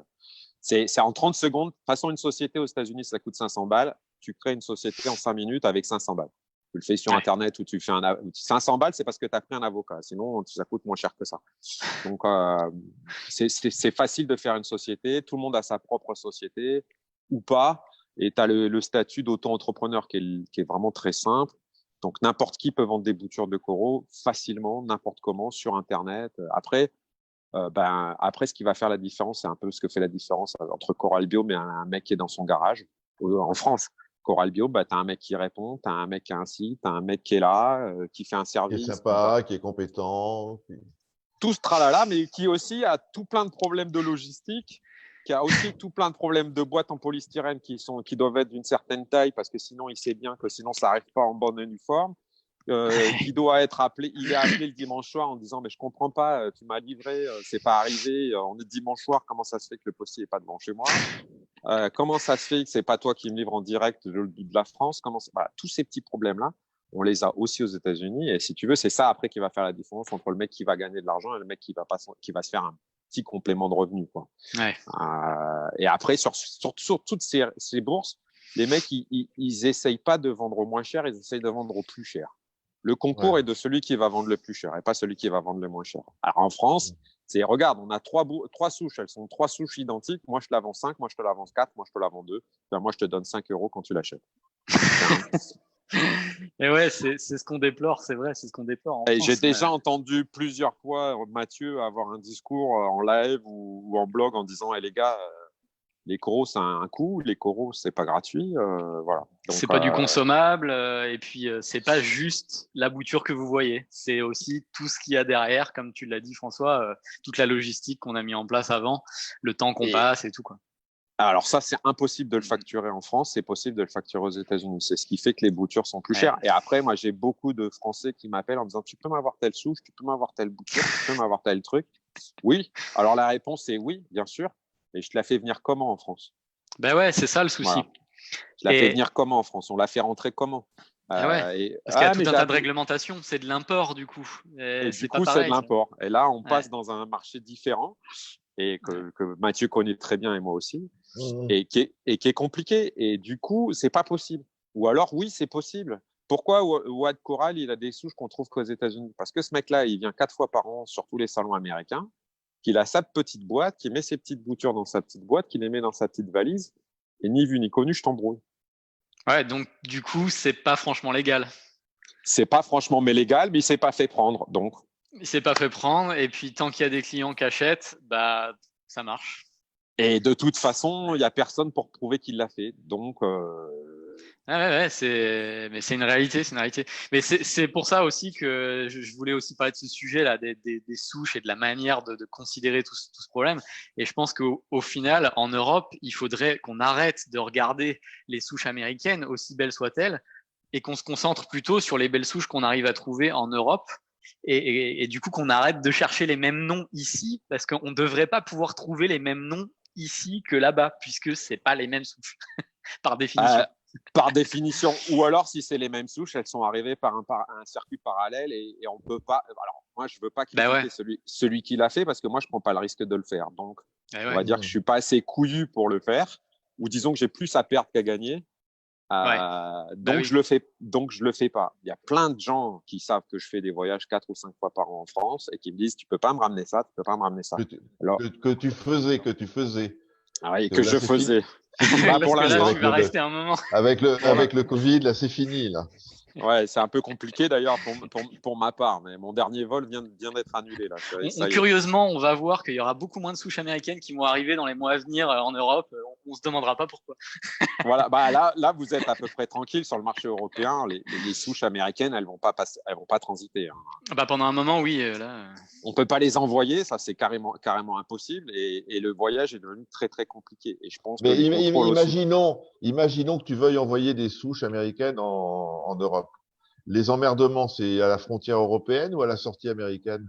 C'est à la frontière européenne. Oui. Tout ce qui est sorti est compliqué, mais c'est faisable. D'accord. Tout ce qui est entré en France ne va pas être possible parce que les lois sont les mêmes, les CITES, les souches, les origines, les autorisations sanitaires, enfin tout le tralala. Mais après, c'est pareil. En réalité, c'est possible. On peut le faire légalement, mais c'est super compliqué et super cher. Et donc, du coup, on n'a pas un grand intérêt à aller acheter, nous, en tant que pro, on n'a pas un grand intérêt à aller acheter des souches aux États-Unis pour les revendre ici, à moins de les vendre 1500 € la bouture. Voilà, c'est ce que j'allais dire. Si tu as les clients qui vont acheter des coraux 2000 balles, une bouture, tu importes. Mais si tu as des mecs qui veulent pas dépenser plus de 60 balles pour une bouture, le problème, c'est si tu as un client qui veut une bouture à 3000 balles, ça vaut pas le coup. Quoi. Ça vaut pas le coup non plus. Voilà. Faut en avoir quelques-uns. Quoi. Ou alors, tu as plusieurs millions de dollars dans ta poche et tu peux te permettre de faire des trucs que personne fait. Ouais, voilà. Non, mais après oui, on peut. Moi, j'ai des clients à Nice qui me disent ah ben tiens, tu viens la prochaine fois, tu peux aller voir Jason Fox et me ramener du Walt Disney. Non, je peux pas. Enfin, je peux. Je vois Jason Fox 5 fois par an ou 6 fois par an, je peux bien sûr. Mais non, je vais pas le faire parce que je vais ramener une bouture à 300 balles. Et si je me fais prendre, qu'est-ce que je fais? J'ai jeté ma bouture à 300 balles et qu'on m'interdise de voyager, qu'on m'interdise d'importer, que les services vétérinaires français soient sur mon dos toutes les 5 minutes pour 300 balles, ça vaut pas le coup. Là, pour toi, François, et pour toi, Mathieu, le fait qu'on ait, entre guillemets, des coraux moins beaux en Europe qu'aux États-Unis, enfin moins beaux, ils sont très beaux, les coraux européens, mais bon, il y a des souches, c'est juste une question de dollars, quoi, finalement. Entre autres. Ouais, entre autres, voilà. Il y a une question d'argent. Comme je l'ai dit à un moment, c'est vrai que sur le marché, quand on va se servir dans le panier, les Américains ils passent en premier parce qu'ils ont un peu plus de portefeuille. Donc nous on prend ce qui reste. Il y a une réalité comme ça, ok. Je pense qu'il y a aussi une question de mise en valeur. Ça fait longtemps qu'aux États-Unis, ils sont décomplexés de la lumière bleue, par exemple, voilà, de la fluorescence et de l'envie de montrer le plus beau, le plus bel angle du corail. Et là-dessus, je trouve qu'ils ont complètement raison. À un moment donné, on les regarde, ces animaux, parce qu'ils sont magnifiques, parce qu'ils sont fluos. Pourquoi est-ce qu'on veut absolument se les mettre sous le jaune et essayer de se les revendre comme ça en disant regarde, ça a l'air beau, je crois. Non, regarde sous bleu et là, tu vas voir à quel point c'est beau. Donc bon, ils sont décomplexés par rapport à tout ça depuis plus longtemps. Il y a une mise en valeur. Alors moi, puis, j'ai eu une discussion à ce sujet des lumières bleues justement et des trucs. Le gars m'a dit direct, pourquoi tu veux qu'on s'emmerde à les vendre en jaune et que personne les prenne? On est là pour les vendre. Autant, c'est comme une jolie fille, si elle n'est pas maquillée, personne la regarde. Et il va y avoir que. Non mais il va. Non mais il va y avoir que. Non mais il va y avoir exactement. Le problème, il est là, c'est qu'une voiture sale. Alors, on va prendre l'exemple d'une voiture, que ça ne choquera pas. Ouais, voilà, c'est mieux ça. On va prendre une voiture, tu la fais sale, tu la nettoies pas, tu la laisses au fond de ton garage, tu la vends pas. Tu la briques, tu la nettoies, tu lui fais un coup de polish, tu la mets sous des spots, tu la mets dans un beau hall au milieu d'un beau parquet et tu vas la vendre tout de suite au même tarif. Ouais. Donc, et pourtant, c'est la même voiture. C'est un bon exemple parce que c'est la même voiture. Pourtant, c'est la même voiture. C'est pas de la triche. Voilà, c'est ça qu'il faut qu'on comprenne. Mais la lumière bleue, c'est de la triche. Mais la lumière bleue, c'est de la triche. C'est exactement pour ça que j'ai. C'est un tout petit peu de la triche parce que les coraux, ils sont pas sous la lune ou la lumière bleue toute l'année. Et quand tu plonges un petit peu, ils sont pas exactement comme ça quand tu plonges. Je suis d'accord. Ils sont marrons quand tu. Mais après, quand tu vas chez les gens et que tu te rends compte que eux-mêmes ils éclairent en bleu parce que ça leur fait plaisir, en quoi ça serait de la triche? Alors, tu vois, de les éclairer dès le début un peu en bleu pour montrer la fluorescence, parce que le bleu ne fait que stimuler un pigment qui est là naturellement. Le pigment, on l'a pas rajouté. Ça serait de la triche. On est d'accord. On est d'accord. Là, je suis complètement d'accord avec Mathieu sur le principe. Après, moi, je pars du principe qu'un aquarium, il doit être le plus naturel possible et que essayer d'avoir une partie de blanche, une partie de bleu et de compenser un peu ces temps de parole. Le seul problème, c'est qu'un client qui a acheté une souche de Zoranthus $3,000, il veut l'avoir à $3,000 dans son bac. Si elle est marron, il se dit merde. Pourquoi j'ai acheté ce truc-là à $3,000? Donc, je pense qu'il en faut un petit peu. Je viens de comprendre pourquoi Taille éclaire en bleu. Voilà, non mais c'est exactement le principe. Et Taille, il a éclairé à 100% bleu, puis maintenant je crois qu'il éclaire un petit peu plus blanc. Je pense qu'il faut un peu des deux et mélanger les deux. Moi, je vois beaucoup de fermes d'élevage aux États-Unis qui éclairent qu'en bleu pendant les heures d'ouverture et qui ont des HQI en 6005 le reste de la journée, quoi. Ouais. Donc là, moi j'appelle ça mettre en valeur, mais on pourrait aussi dire c'est de la triche. Non, c'est pas de la triche. C'est du marketing. Le marketing, c'est de la triche. Ouais. Ouais, non, mais c'est sûr qu'il y a un débat et c'est une question de point de vue. Mais bon, faut pas trop exagérer, je pense, sur le mot triche. On parle quand même de pigments qui sont naturels. On n'a pas rajouté de la peinture, quoi. De toute façon, faut s'adapter au marché. Hein. Voilà, et puis quand tu éclaires en blanc, dans le blanc, il y a du bleu. Ton œil, il va percevoir cette fluorescence. C'est juste qu'elle va être diluée dans le reste. Et là, en éclairant en bleu, on fait que filtrer le spectre d'éclairage pour envoyer que des longueurs d'onde qui vont stimuler que la fluorescence à un moment donné. Et puis, ce serait de la triche si le client n'était pas au courant. Mais à partir du moment où on est transparent et où on dit vous le savez que les coraux sont fluorescents, qu'ils ont cette capacité-là. Vous le savez, on vous a rien caché. Donc, quand on vous montre des couleurs super top, vous savez très bien que c'est parce qu'on a éclairé en bleu. Il y a pas de, j'ai aucun problème à dire ça. Et c'est pour ça que j'ai préféré, moi, faire des photos en doublon. Comme ça, au moins, il y a plus d'histoire. Alors, c'est encore 2 fois plus de travail, mais c'est pas grave. Non, mais ça, c'est super. Il faut essayer de prendre. Le plus important, c'est ce que tu fais, Mathieu, dire aux gens, écoute, voilà, le fait est qu'en blanc, c'est ça, en bleu, c'est ça. Voilà, tu le sais. Quand il va arriver que tu vas ouvrir ton colis, il ne sera pas sous lumière bleue, il n'aura pas toutes ces couleurs. Il faudra quelques jours pour qu'il soit super beau. Déjà. Voilà, ça, c'est important. Et s'il comprend ça, il n'y a pas de problème. Ça se passe super bien. Le tout, c'est de dire au client, voilà, moi, j'ai eu le cas de figure. Hein. Tiens, si je mets ce produit-là, qu'est-ce que ça va me faire? Moi, j'ai essayé ce produit, j'ai eu tel problème et j'ai eu tel résultat. Tu sais les problèmes, tu sais les résultats. Ça marche. Voilà. Le corail, c'est exactement pareil. Tu as ce Zoranthus là, sous bleu, il est de cette couleur, sous blanc, il est de cette couleur. Il lui faudra un mix des deux. Donc après, Et mais de toute façon, encore, je pense que les couleurs, elles sont aussi très variables. d'un Alors, bac à elles sont l'autre. très variables instantanément avec la couleur d'éclairage, mais elles seront variables dans le temps avec les paramètres qui vont évoluer d'un Et bac à c'est ce qui l'autre. et c'est ce qui fait le nom des souches. Pourquoi tu es là? Oui, oui, Si, oui. si. Dans mon point de vue, dans mon analyse, si tu veux, aujourd'hui, j'ai vu plein de gens, et toi la même chose, hein, je pense que c'est ton cas, la même souche de corail, donc la même souche de corail arrivée dans un aquarium, peut définir un nouveau nom parce que éclairé différemment, nourri différemment, va prendre une coloration différente et va devenir un nom différent. Parce Ouais. que c'est un peu ça le truc. Hein. Alors, tu vois, ça, là, pour moi, là, on va trop loin en faisant ça. Parce que du coup, là, on recrée encore des catégories à l'intérieur d'une même souche. On est complètement d'accord. Tu vois, moi, personnellement, ça m'arrive tout le temps, comme tout le monde, d'avoir une souche corallienne qui a, par exemple, 2 couleurs. Un acropora qui va être rose et vert. Voilà.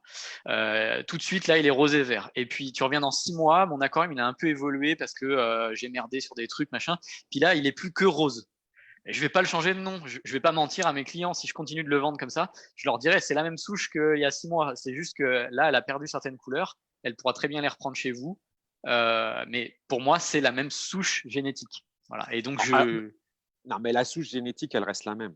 Ouais. Toute façon, les Orantus qui ont différents noms, c'est la même souche génétique, quoi qu'il arrive. La souche génétique, elle reste la même. Les noms, ils viennent pas de la souche génétique. Les noms latins, comme toi, on utilise pour un Zoanthus. Alors, celui qui utilise le nom Zoanthus SP pour tous les Zoanthus, ben, lui, il sait rien, mais le nom d'espèce et le nom de genre, c'est le nom latin. Pour moi, ça doit jamais changer. Et ça restera toujours ça. Ah oui, ça oui. Il n'y aura pas de Zoanthus palitoa SPP Super Superman Blue Color. Ça n'arrivera jamais. Non. Le nom un peu exotique tel que tu l'utilises, tel que moi je l'utilise et tel que Jason Fox ou Colin utilise, c'est la dérivation de couleur en fait. Hein, je pense. Ouais. Le nom de la couleur et le nom des Zoanthus et des Acropora, c'est l'acropora millepora, c'est toujours l'acropora millepora. Et ça, c'est indiscutable. Là, il y a Fabien qui dit, par exemple, les Red Planet, ils peuvent être parfaitement rose 100% ou rose et vert. Voilà, exactement. C'est un peu à ça que je faisais référence avec l'acropora rose et vert. Et pour moi, ça serait dommage de le changer de nom parce qu'il est devenu tout rose. Parce que il est devenu tout rose chez toi. Et puis, si tu le vends à ton client, chez lui, il va peut-être redevenir rose et vert. Donc finalement, au début, il s'appelait Red Planet. Toi, tu l'as appelé Pink Planet parce qu'il est devenu tout rose. Et puis, tu le revends à ton client, il se retransforme en Red Planet. Enfin, c'est ridicule, là, du coup, ça devient… de toute façon, je veux pas casser le mythe, mais c'est ridicule. Ah oui, on est d'accord, c'est ce que je disais au début. C'est un sujet de puriste et de passionné. Mais voilà, le problème, c'est que tu touches du doigt le truc. C'est qu'effectivement, le même Red Planet, il peut s'appeler Pink Planet ou Pink Lady. L'autre jour, j'ai rigolé avec Taï et avec un autre gars en lui disant j'ai acheté une quadricolore rouge. Ouais, mais c'est une Sunburst ou c'est une Pink Planet? En fait, le problème, il est là, c'est qu'en fait, c'est une Sunburst et c'est une Pink Planet. Parce que peut-être qu'en l'éclairant trop et en le nourrissant moins, elle va devenir toute rose. Et peut-être qu'avec un autre éclairage, elle va avoir des reflets jaunes avec vert. À la base, c'est toujours une Antacnea quadricolore. Voilà. Si elle vient du même polype mère, c'est la même souche du coup. Et voilà. C'est pour ça que là… Bon. Et c'est là où il y a la guerre entre les noms. C'est qu'en fait, et c'est pour ça que les éleveurs américains ont tous un nom différent pour le même corail, c'est qu'en fait, ils ont tous des paramètres d'eau différents, des façons de nourrissage différentes, des façons d'éclairer différentes. Et du coup, sur le même corail, on va avoir plusieurs noms. Et là, c'est la fin du monde, quoi. Ouais, il y a Damien qui dit s'il devient marron dans nos bacs, c'est caca planète. C'est caca planète, ouais. Voilà. Non, c'est un millepora, du coup. Mais pour rebondir sur ce que tu disais, François, ce que je trouve quand même aussi très intéressant aux États-Unis, ce que j'observe en regardant différents sites, c'est qu'ils ont aussi l'honnêteté de dire, par exemple, tu vas chez World Wide Corals, WWC, tu vas regarder sur leur site, il va y avoir des JF machin truc. Oui, mais parce que c'est parce que ça, c'est une valeur ajoutée. parce oui. qu'un client, Et- il va acheter un Jason Fox. Donc, on sait que parce que, par exemple, le Walt Disney de Jason Fox, c'est Jason Fox qui a inventé le nom, c'est lui qui a inventé la souche. La souche vient de Jason Fox. Elle a été développée par Worldwide Corail dans les batteries de Worldwide Corail. Donc, c'est une Worldwide Corail signature Jason Fox base. Donc, si tu veux, ça vient d'une ouais. bouture de Jason Fox.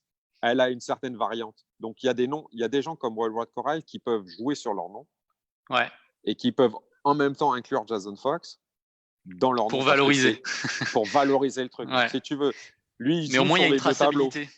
Il joue sur Oui. les deux tableaux parce qu'il dit je l'ai acheté à Jason Fox, je l'ai élevé dans mes batteries, elle a telle couleur, maintenant c'est ma signature. C'est la Worldwide Oui. Coral signature Jason Fox base. Voilà, Mais je trouve mais ça ça. pourrait être la Coral Biome signature. Non, mais souche de chez Colin. Ouais, Tout ouais, ça, tout ça et c'est comme ça que chacun essaye d'avoir son corail signature. Et ils essayent tous. Hein. Moi, j'ai un petit magasin à côté de chez moi. Il me dit ça, c'est mon corail signature. Non, c'est une Actino toute pourrie. Si c'est ta signature, ok, super. Mais ça reste une Actino verte, toute basique, pourrie. Mais je vais mettre mon nom dessus, je vais pouvoir prendre 20%. Quoi.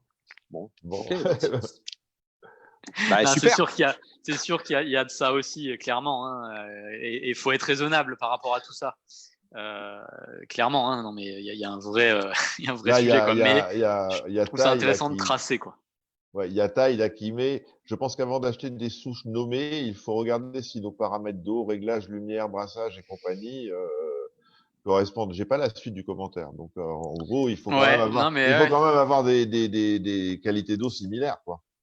Ouais, Le ouais. problème, c'est que. Ouais, vas-y. Non, vas-y, Vas-y. François, vas-y, pardon. Mon souci à moi de ça, tu vois, c'est je pense que j'ai pas bien vu sur Coraldo, mais il me semble que tu marques les paramètres d'eau que tu utilises ou les paramètres de lumière que tu utilises pour tes coraux. Il me semble que j'ai vu ça. J'essaie de mettre un minimum d'indications pour la maintenance de telle ou telle espèce, voilà, en termes de brassage, d'éclairage. Ouais, mais ça, c'est très bien. Mais je pense que le client, aujourd'hui, on est dans un monde de celui qui pète le plus haut, hein, ou qui a la plus grosse devant tout le monde. Donc, en fait, les mecs qui vont des bacs tout pourris, ils vont acheter une souche à 300 balles, ils vont en parler pendant 3 jours. On va le voir sur tous les groupes, tous les forums et tous les réseaux sociaux. Et 4 jours après, elle est marron. Et là, il appelle le vendeur en disant tu m'as arnaqué. Quoi. Ouais, c'est de la mauvaise qualité. Ça des fois, j'ai entendu parler de qualité de corail, mais même des fois en bien. Mais ça me choque quand même quand on me dit oui, Coral Biome, ils ont des coraux de bonne qualité. Pas du tout. On a juste des coraux. C'est des êtres vivants. J'ai rien à faire avec la qualité du corail. Bien sûr que si. Bien sûr tant que que je les fais pousser, si je les fais pousser, ça veut dire que je fais juste bien mon travail et qu'ils ont des conditions de vie identiques à ce qu'ils auraient dans la nature et que du coup, ils s'autorisent à pousser, à prendre le risque de consommer ce qu'il y a dans l'eau parce qu'ils savent que je vais leur apporter. Voilà. Mais il n'y a pas une question de qualité. Enfin, je veux dire. Vas-y. Oh, les coraux sous rack ont quand même un squelette vachement plus costaud que sous Belling. Excuse-moi, cher Mathieu. Sûrement. Je pense, ouais. Il y a quelques années, je ne sais pas si vous vous en rappelez, mais quand les premières fermes d'élevage de corail ont poussé en Europe, en France, en Belgique, il y avait Geoffrey Dissler qui avait fait toute une série de batteries d'élevage avec la conductivité, là, donc le corail et l'électrolyse. Et on avait des coraux qui poussaient 20 fois plus vite que dans la nature. Mais les trucs, c'était de la dentelle. Tu le touchais, il se cassait. Ça, c'est important à savoir, ouais. Parce que la vitesse de croissance, c'est au détriment de la densité du squelette. Il n'y a pas de magie, il n'y a aucune magie. Donc, je pense que la qualité du corail, en l'occurrence, la qualité du corail, moi, je pense que c'est quelque chose sur lequel vous pouvez capitaliser, que ce soit Coral Biome, que ce soit Fab Corail. Ce sont des gars qui ont des petites installations, qui font bien leur travail parce qu'ils ont des petites installations, qui ont des volumes pas assez gros pour eux, je pense. Oui, on n'a jamais assez de place. Voilà, et qui aimeraient bien en vendre plus et qui aimeraient bien avoir plus de revenus de leur travail. Mais en même temps, ce sera au détriment de leur travail. Après, tu as des gros groupes qui font pousser des coraux dans la nature, en Indonésie, qui les importent, qui changent l'eau, qui mettent un nouveau sac plastique et un nouveau clip, et qui les renvoient au client le lendemain. Ce corail-là, il est de moins bonne qualité automatiquement. Ouais. Là, il y a parce qu'il n'est pas stabulé suffisamment longtemps avant de repartir. Il y a Frédéric qui dit la souche ou le pied mère a quand même son importance ou non. Non, sur la qualité des boutures. Bon, c'est sûr que, enfin, je sais rien, en fait. Non, je crois pas. Ouais, je crois pas non plus. C'est vraiment dans les Non. conditions dans lesquelles il a poussé qui vont déterminer la qualité. J'aime pas trop ce mot, Ouais. mais ok. Ouais, c'est pas le pied mère en soi parce que Bah, voilà. on peut prendre le truc dans l'autre sens. Imagine, tu vas chez un aquariophile qui a un acropora qui fait 60 cm de diamètre. Tu viens pour prendre une bouture. Son bac, il a des qualités d'eau pourraves, mais son corail s'est adapté à cette qualité d'eau. Non, il n'est pas super coloré, mais il est très gros, il a bien poussé, mais il n'a pas de couleur. Le corail, il est en bonne santé dans son aquarium. Ouais. Tu prends une bouture de ce corail-là, tu le mets dans ton bac qui est par contre de qualité complètement différente, avec que des coraux ultra colorés, mais complètement oligotrophes, avec peu de nutriments. Ton corail, il meurt en 3 jours. Tu te dis, putain, il a des coraux de merde. Mais c'est pas le cas, en fait. Ouais. Là, il y a un collègue d'outre-Atlantique aussi. Tu connais Fragrich Oui, bien sûr. ouais. Il est au Canada. Voilà, Bien sûr. il dit le cash rentre en ligne de compte, mais bon, j'ai pas la suite de son commentaire. Si vous l'avez, vous pouvez. Ouais, il dit salut à tous. Le cash rentre en ligne de compte à mon sens. Ouais. Oui. Bien sûr, mais ça, comme c'est plein dans de la croissance. paramètres. Ouais. Mais dans la croissance. Mais c'est pour ça que la qualité du corail, moi, je pense qu'il ne faut pas comparer une qualité d'un aquarium à un autre, mais plutôt un paramètre d'aquarium à un autre. Ouais. On Et même devrait un tous avoir des ensemble, bacs d'acclim. Ouais, un ensemble. même un ensemble de paramètres. C'est un D'ailleurs, non-sens de parler des paramètres les uns après les autres et de d'ailleurs, comparer. Ça n'a aucun François, sens. le truc que tu avais partagé là de Michael Paletta, Ouais, il montrait avec des cercles les différentes composantes d'un bac en fait, et exactement. tu as l'endroit où tous les cercles se retrouvent, et c'est la Oui, zone qui va être bien pour la maintenir zone des coraux. optimale. Voilà. Ouais, tout à fait. Mais après, voilà, dans toutes ces zones-là, il y a une plage d'utilisation. Mike Paletta, il profite. Et bon, il est loin d'être. Il est notre maître à tous.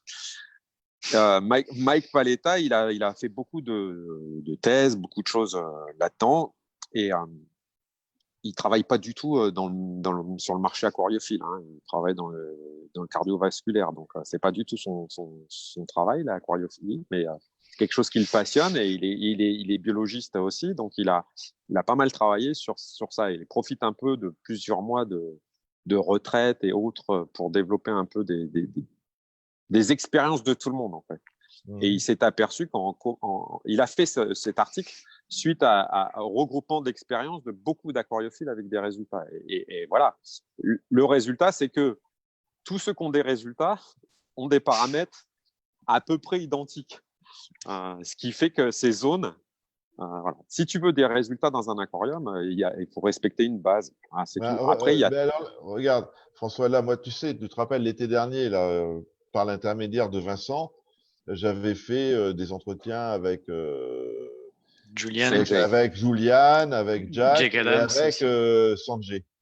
Sanjay, il est à l'opposé de tout ça. Je voulais dire.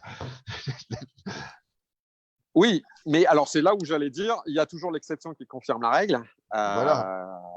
Sanjay, Sanjay et Mike Paletta, hein, ils sont cul et chemise, hein, donc ils doivent être d'accord sur beaucoup de paramètres parce qu'ils sont vraiment cul et chemise.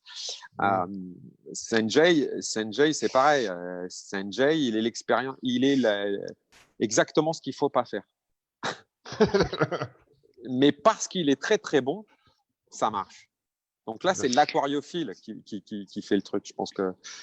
Ouais, je pense qu'il y a une histoire encore une fois, d'ensemble de paramètres et on peut trouver plusieurs combinaisons qui fonctionnent.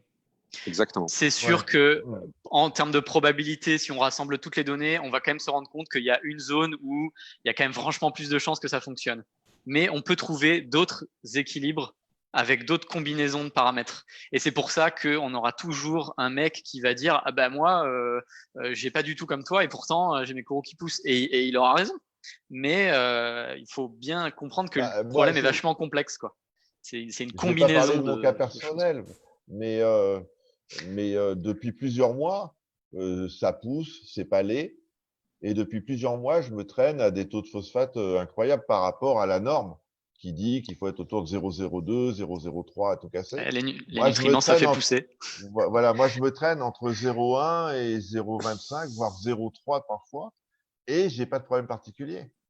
Donc, Ça fait pousser, mais tu as de la donc je sais dentelle. pas. Voilà. Hein, Bah, je sais pas. après, c'est ça. Après, il faut savoir ce que toi, tu veux. Qu'est-ce que toi, tu as envie d'avoir? Si ça marche et que ça te convient comme ça, touche à rien. Si tu veux jouer un peu plus sur la couleur ou les choses, essaye de descendre les phosphates Non, un non, mais petit peu. j'essaye, bien sûr. Voilà. Mais c'est ce que dit Sanjay. Sanjay, il dit, moi, j'ai tant de phosphate et ça marche très bien, mais ça me convient. Et après, il a plein d'autres paramètres dans lesquels il ne rentre pas dans les détails parce qu'il sait très bien que si vous faites la recette Sanjay, ça ne va pas marcher. Moi, c'est ça le problème. C'est que tu ne peux pas dire fais comme je fais parce qu'il n'y a pas que la méthode, il y a aussi le gars derrière. Donc, et ça, c'est plein de petits détails qui sont pas explicables sur le papier, quoi, mais qui voilà, font exactement. leur importance. Mais c'est pour revenir aux souches, si tu veux. Un gars comme Sanjay, il n'est pas éleveur, il n'a pas de batterie d'élevage, il n'importe pas de corail. C'est un gars qui va sur toutes les bourses, qui achète des boutures qui lui plaisent. Il sait très bien, parce qu'il a le background, il a l'expérience, que telle bouture va faire telle couleur. Et il va travailler là-dessus. Alors, il va te dire, on va mettre 2 LED vertes, 2 LED rouges, une LED jaune, une LED violette, une LED blanche. On va la faire tourner à tel pourcentage. On va donner tel élément de nutrition. Parce que lui, il sait combien il y a de molécules dans la molécule. Mais personne n'est capable de faire ça. Je veux dire, c'est pas une recette qu'on peut donner à quelqu'un. C'est pas un protocole qu'on peut donner à quelqu'un. Oui. Et ça, c'est dangereux. Mais je pense que je préfère beaucoup plus un gars comme Mathieu qui va dire, voilà, moi, j'ai ça dans mes aquariums qui sont des valeurs à peu près cohérentes et qui sont valables pour tout le monde. Et vous pouvez essayer de vous rapprocher de ça. Si vous voulez la même couleur que celle que j'ai dans mon aquarium, la même couleur que celle que j'ai sur la photo, même si j'ai fait un petit peu de Photoshop pour essayer d'améliorer, non, mais pour enlever le blanc, pour enlever un peu de bleu, pour enlever un peu le reflet plus haut, pour enlever le contraste. Pas pour tricher, mais pour mettre en valeur le produit. Oui, non, mais t'as raison, hein, il faut le dire. Hein. Non, mais c'est pas que pour tricher. Tu le sais quand le mec triche, quand la grille optique elle est violette ou bleue ou orange, le mec a triché. Mais si la grille optique elle est à peu près réelle avec la couleur, voilà. Après, chacun utilise les artifices qui sont les siens pour vendre aujourd'hui. Si tu dis mon corail il est moche, il est moche, il est petit et il est cher, tu vas quand même facilement moins le vendre que les autres. Ah bah ça c'est sûr. Non mais clairement il faut le dire sans complexe parce que Photoshop c'est souvent connoté négativement avec la presse, People et compagnie. Mais j'utilise Photoshop pour retoucher mes photos parce que sans ça, même sous éclairage blanc, si je vous retouche pas la photo, vous avez un truc dégueulasse tout bleu. Comme s'il y avait un nuage bleu. Enfin, c'est pas beau. L'appareil photo n'arrive pas à capter correctement le truc et il faut absolument où on n'est pas assez bon photographe. Choses, quoi. Où on n'est pas assez bon photographe. Non, mais il y a ça aussi. Moi, j'ai vu des gars faire des photos de mes aquariums beaucoup plus jolies que ce que moi je suis capable de faire. Donc, sans Photoshop. Mais on n'est pas des photographes non plus. Ah bah clairement. On est des éleveurs de corail et on n'est pas des photographes. Donc, on utilise les outils. On fait ce qu'on peut. Tout le monde utilise les outils pour vendre. Je veux dire, Vogue, quand ils mettent en une couverture, la fille, elle est retouchée, elle est mise à son... Tu peux pas parler d'Auto Magazine à la place, non? Si. Mais... Non, mais Auto Magazine, c'est pas aussi parlant. Parce que la voiture, elle est... Mais même Auto Magazine aussi retouche la photo de la voiture pour qu'elle soit parfaite. Et je pense que moi, j'utilise Photoshop depuis 3 jours pour mettre en valeur les produits que je mets sur mon site internet et qui ne sont pas des coraux. Parce que sinon, la boîte de bouffe, tu ne l'achètes pas non plus. Bon, donc, à propos de bouffe, on en parlera demain. Mercredi soir. Oui, tout à fait. Oui, je vous ai préparé même des produits américains qu'on ne trouvera pas en France. Génial. Comme ça, on pourra en parler. Vous avez d'autres trucs à vous dire, les deux, là? Non, on est sur la même longueur d'onde, donc on n'a pas grand-chose à se dire. Enfin, on pourrait parler pendant des heures. Oh bah oui, c'est intéressant. Mais je pense qu'on a fait quand même un peu pas mal le tour de la question. Je pense que c'était intéressant. Hein, en tout cas, on a une belle audience. On a 40 personnes en moyenne qui regardent, ce qui est pas mal. Mathieu, je te remercie beaucoup. Bah, de rien, avec grand plaisir. On recommencera. François, je te remercie de ton intervention. Et je suis en train de me dire, la technologie, c'est quand même extraordinaire. Lui, il est à Marseille, toi, tu es aux États-Unis. C'est quand même fabuleux. Hein. Non, ça c'est génial. Et je pense que le confinement a quand même vachement développé notre aquariophilie, on va dire, et on a fait tout le monde a fait des lives. Moi, j'en fais hier soir, j'en ai quand même fait un comme ça pour rigoler à 2 heures du matin, et j'ai eu 30 personnes. J'étais un peu surpris quand même, mais bon, allons-y. Et moi, je tiens à féliciter Mathieu parce qu'il s'en est bien sorti. J'aime bien ce qu'il fait et c'est pas mal. On a un peu travaillé ensemble, on travaille un peu moins. Ça, c'est question de. Moi, c'est pas toujours j'aime facile. beaucoup la démarche de Ouais. Mathieu. Je sais pas si on peut parler de concurrence, mais il y a aussi la ferme de corail au bout de la Bretagne qui cultive des coraux et qui vend ses propres boutures. Hein, lui, il n'a pas une structure de recherche médicale, mais Non, mais c'est une il ferme vend de corail. Et c'était d'ailleurs probablement la première ferme de corail en France. Hein. La deuxième. Exactement. La deuxième. La deuxième. La première, elle a été créée en 1997 en France. D'accord. Ah oui. Elle s'appelait la ferme récifale. Elle était à Nice et c'est moi qui l'ai faite. Ah. Donc c'est la deuxième. D'accord. Mais c'est la seule. Voilà. C'était la dernière qui existait au moment où toi tu t'es créé. Mais oui, la première ferme récifale, elle a été européenne. Elle a été faite en 1997 avec l'aide du professeur Joubert et de moi-même. Donc voilà. On va avoir plein de trucs à se dire. Hein, voilà.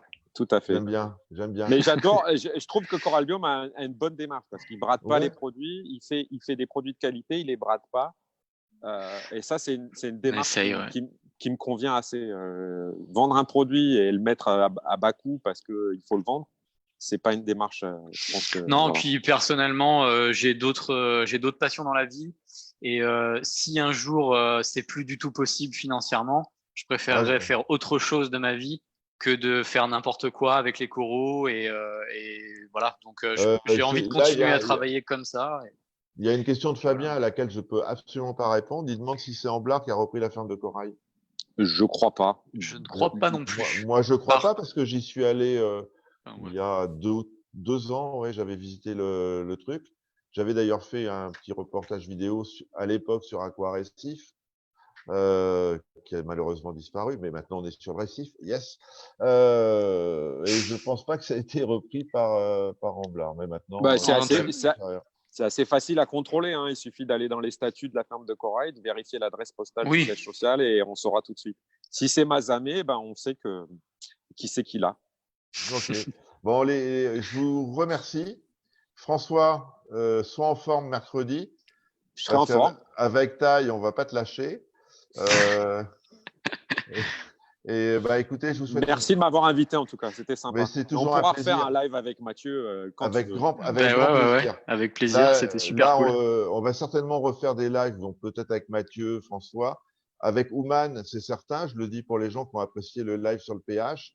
On fera certainement un live sur l'aquatronica, un autre sur la méthode bicarbonate, qu'il maîtrise parfaitement. Puis j'ai pas mal de trucs à venir, quoi. Voilà. On essaye de. Avec plaisir. Merci Eric, en tout cas, de nous avoir laissé parler. Oui.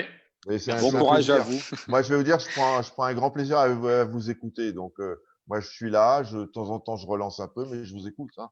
Voilà. Merci beaucoup. Ce qui pourrait être intéressant de faire, Mathieu, si tu veux, mais là, ça va être compliqué, mais qu'on fasse un live avec Colline. Ah ouais. Je pourrais être avec Colline et faire un live avec Colline et vous tous les 4. Ça pourrait être rigolo. Ça serait chouette. Ça serait super chouette. Très sympa. Ça serait super chouette en plus parce que Colline, je le connais à travers l'écrit. J'ai parlé beaucoup avec lui sur Messenger, mais on n'a jamais été comme ça en discussion. Ah, c'est un animal. Bah ouais, mes chefs le connaissent personnellement. Yvan particulièrement, hein, c'est lui qui est rentré en contact avec lui en premier et qui est devenu ami. Et puis ensuite, il est venu visiter. Mais voilà. Il est sympa. Ouais, Colline est très sympa. Ouais. Merci. Il a l'air. Merci beaucoup. Ciao. Et prenez soin de vous. À demain, Mathieu. Merci. Ciao. Bye bye. Ciao.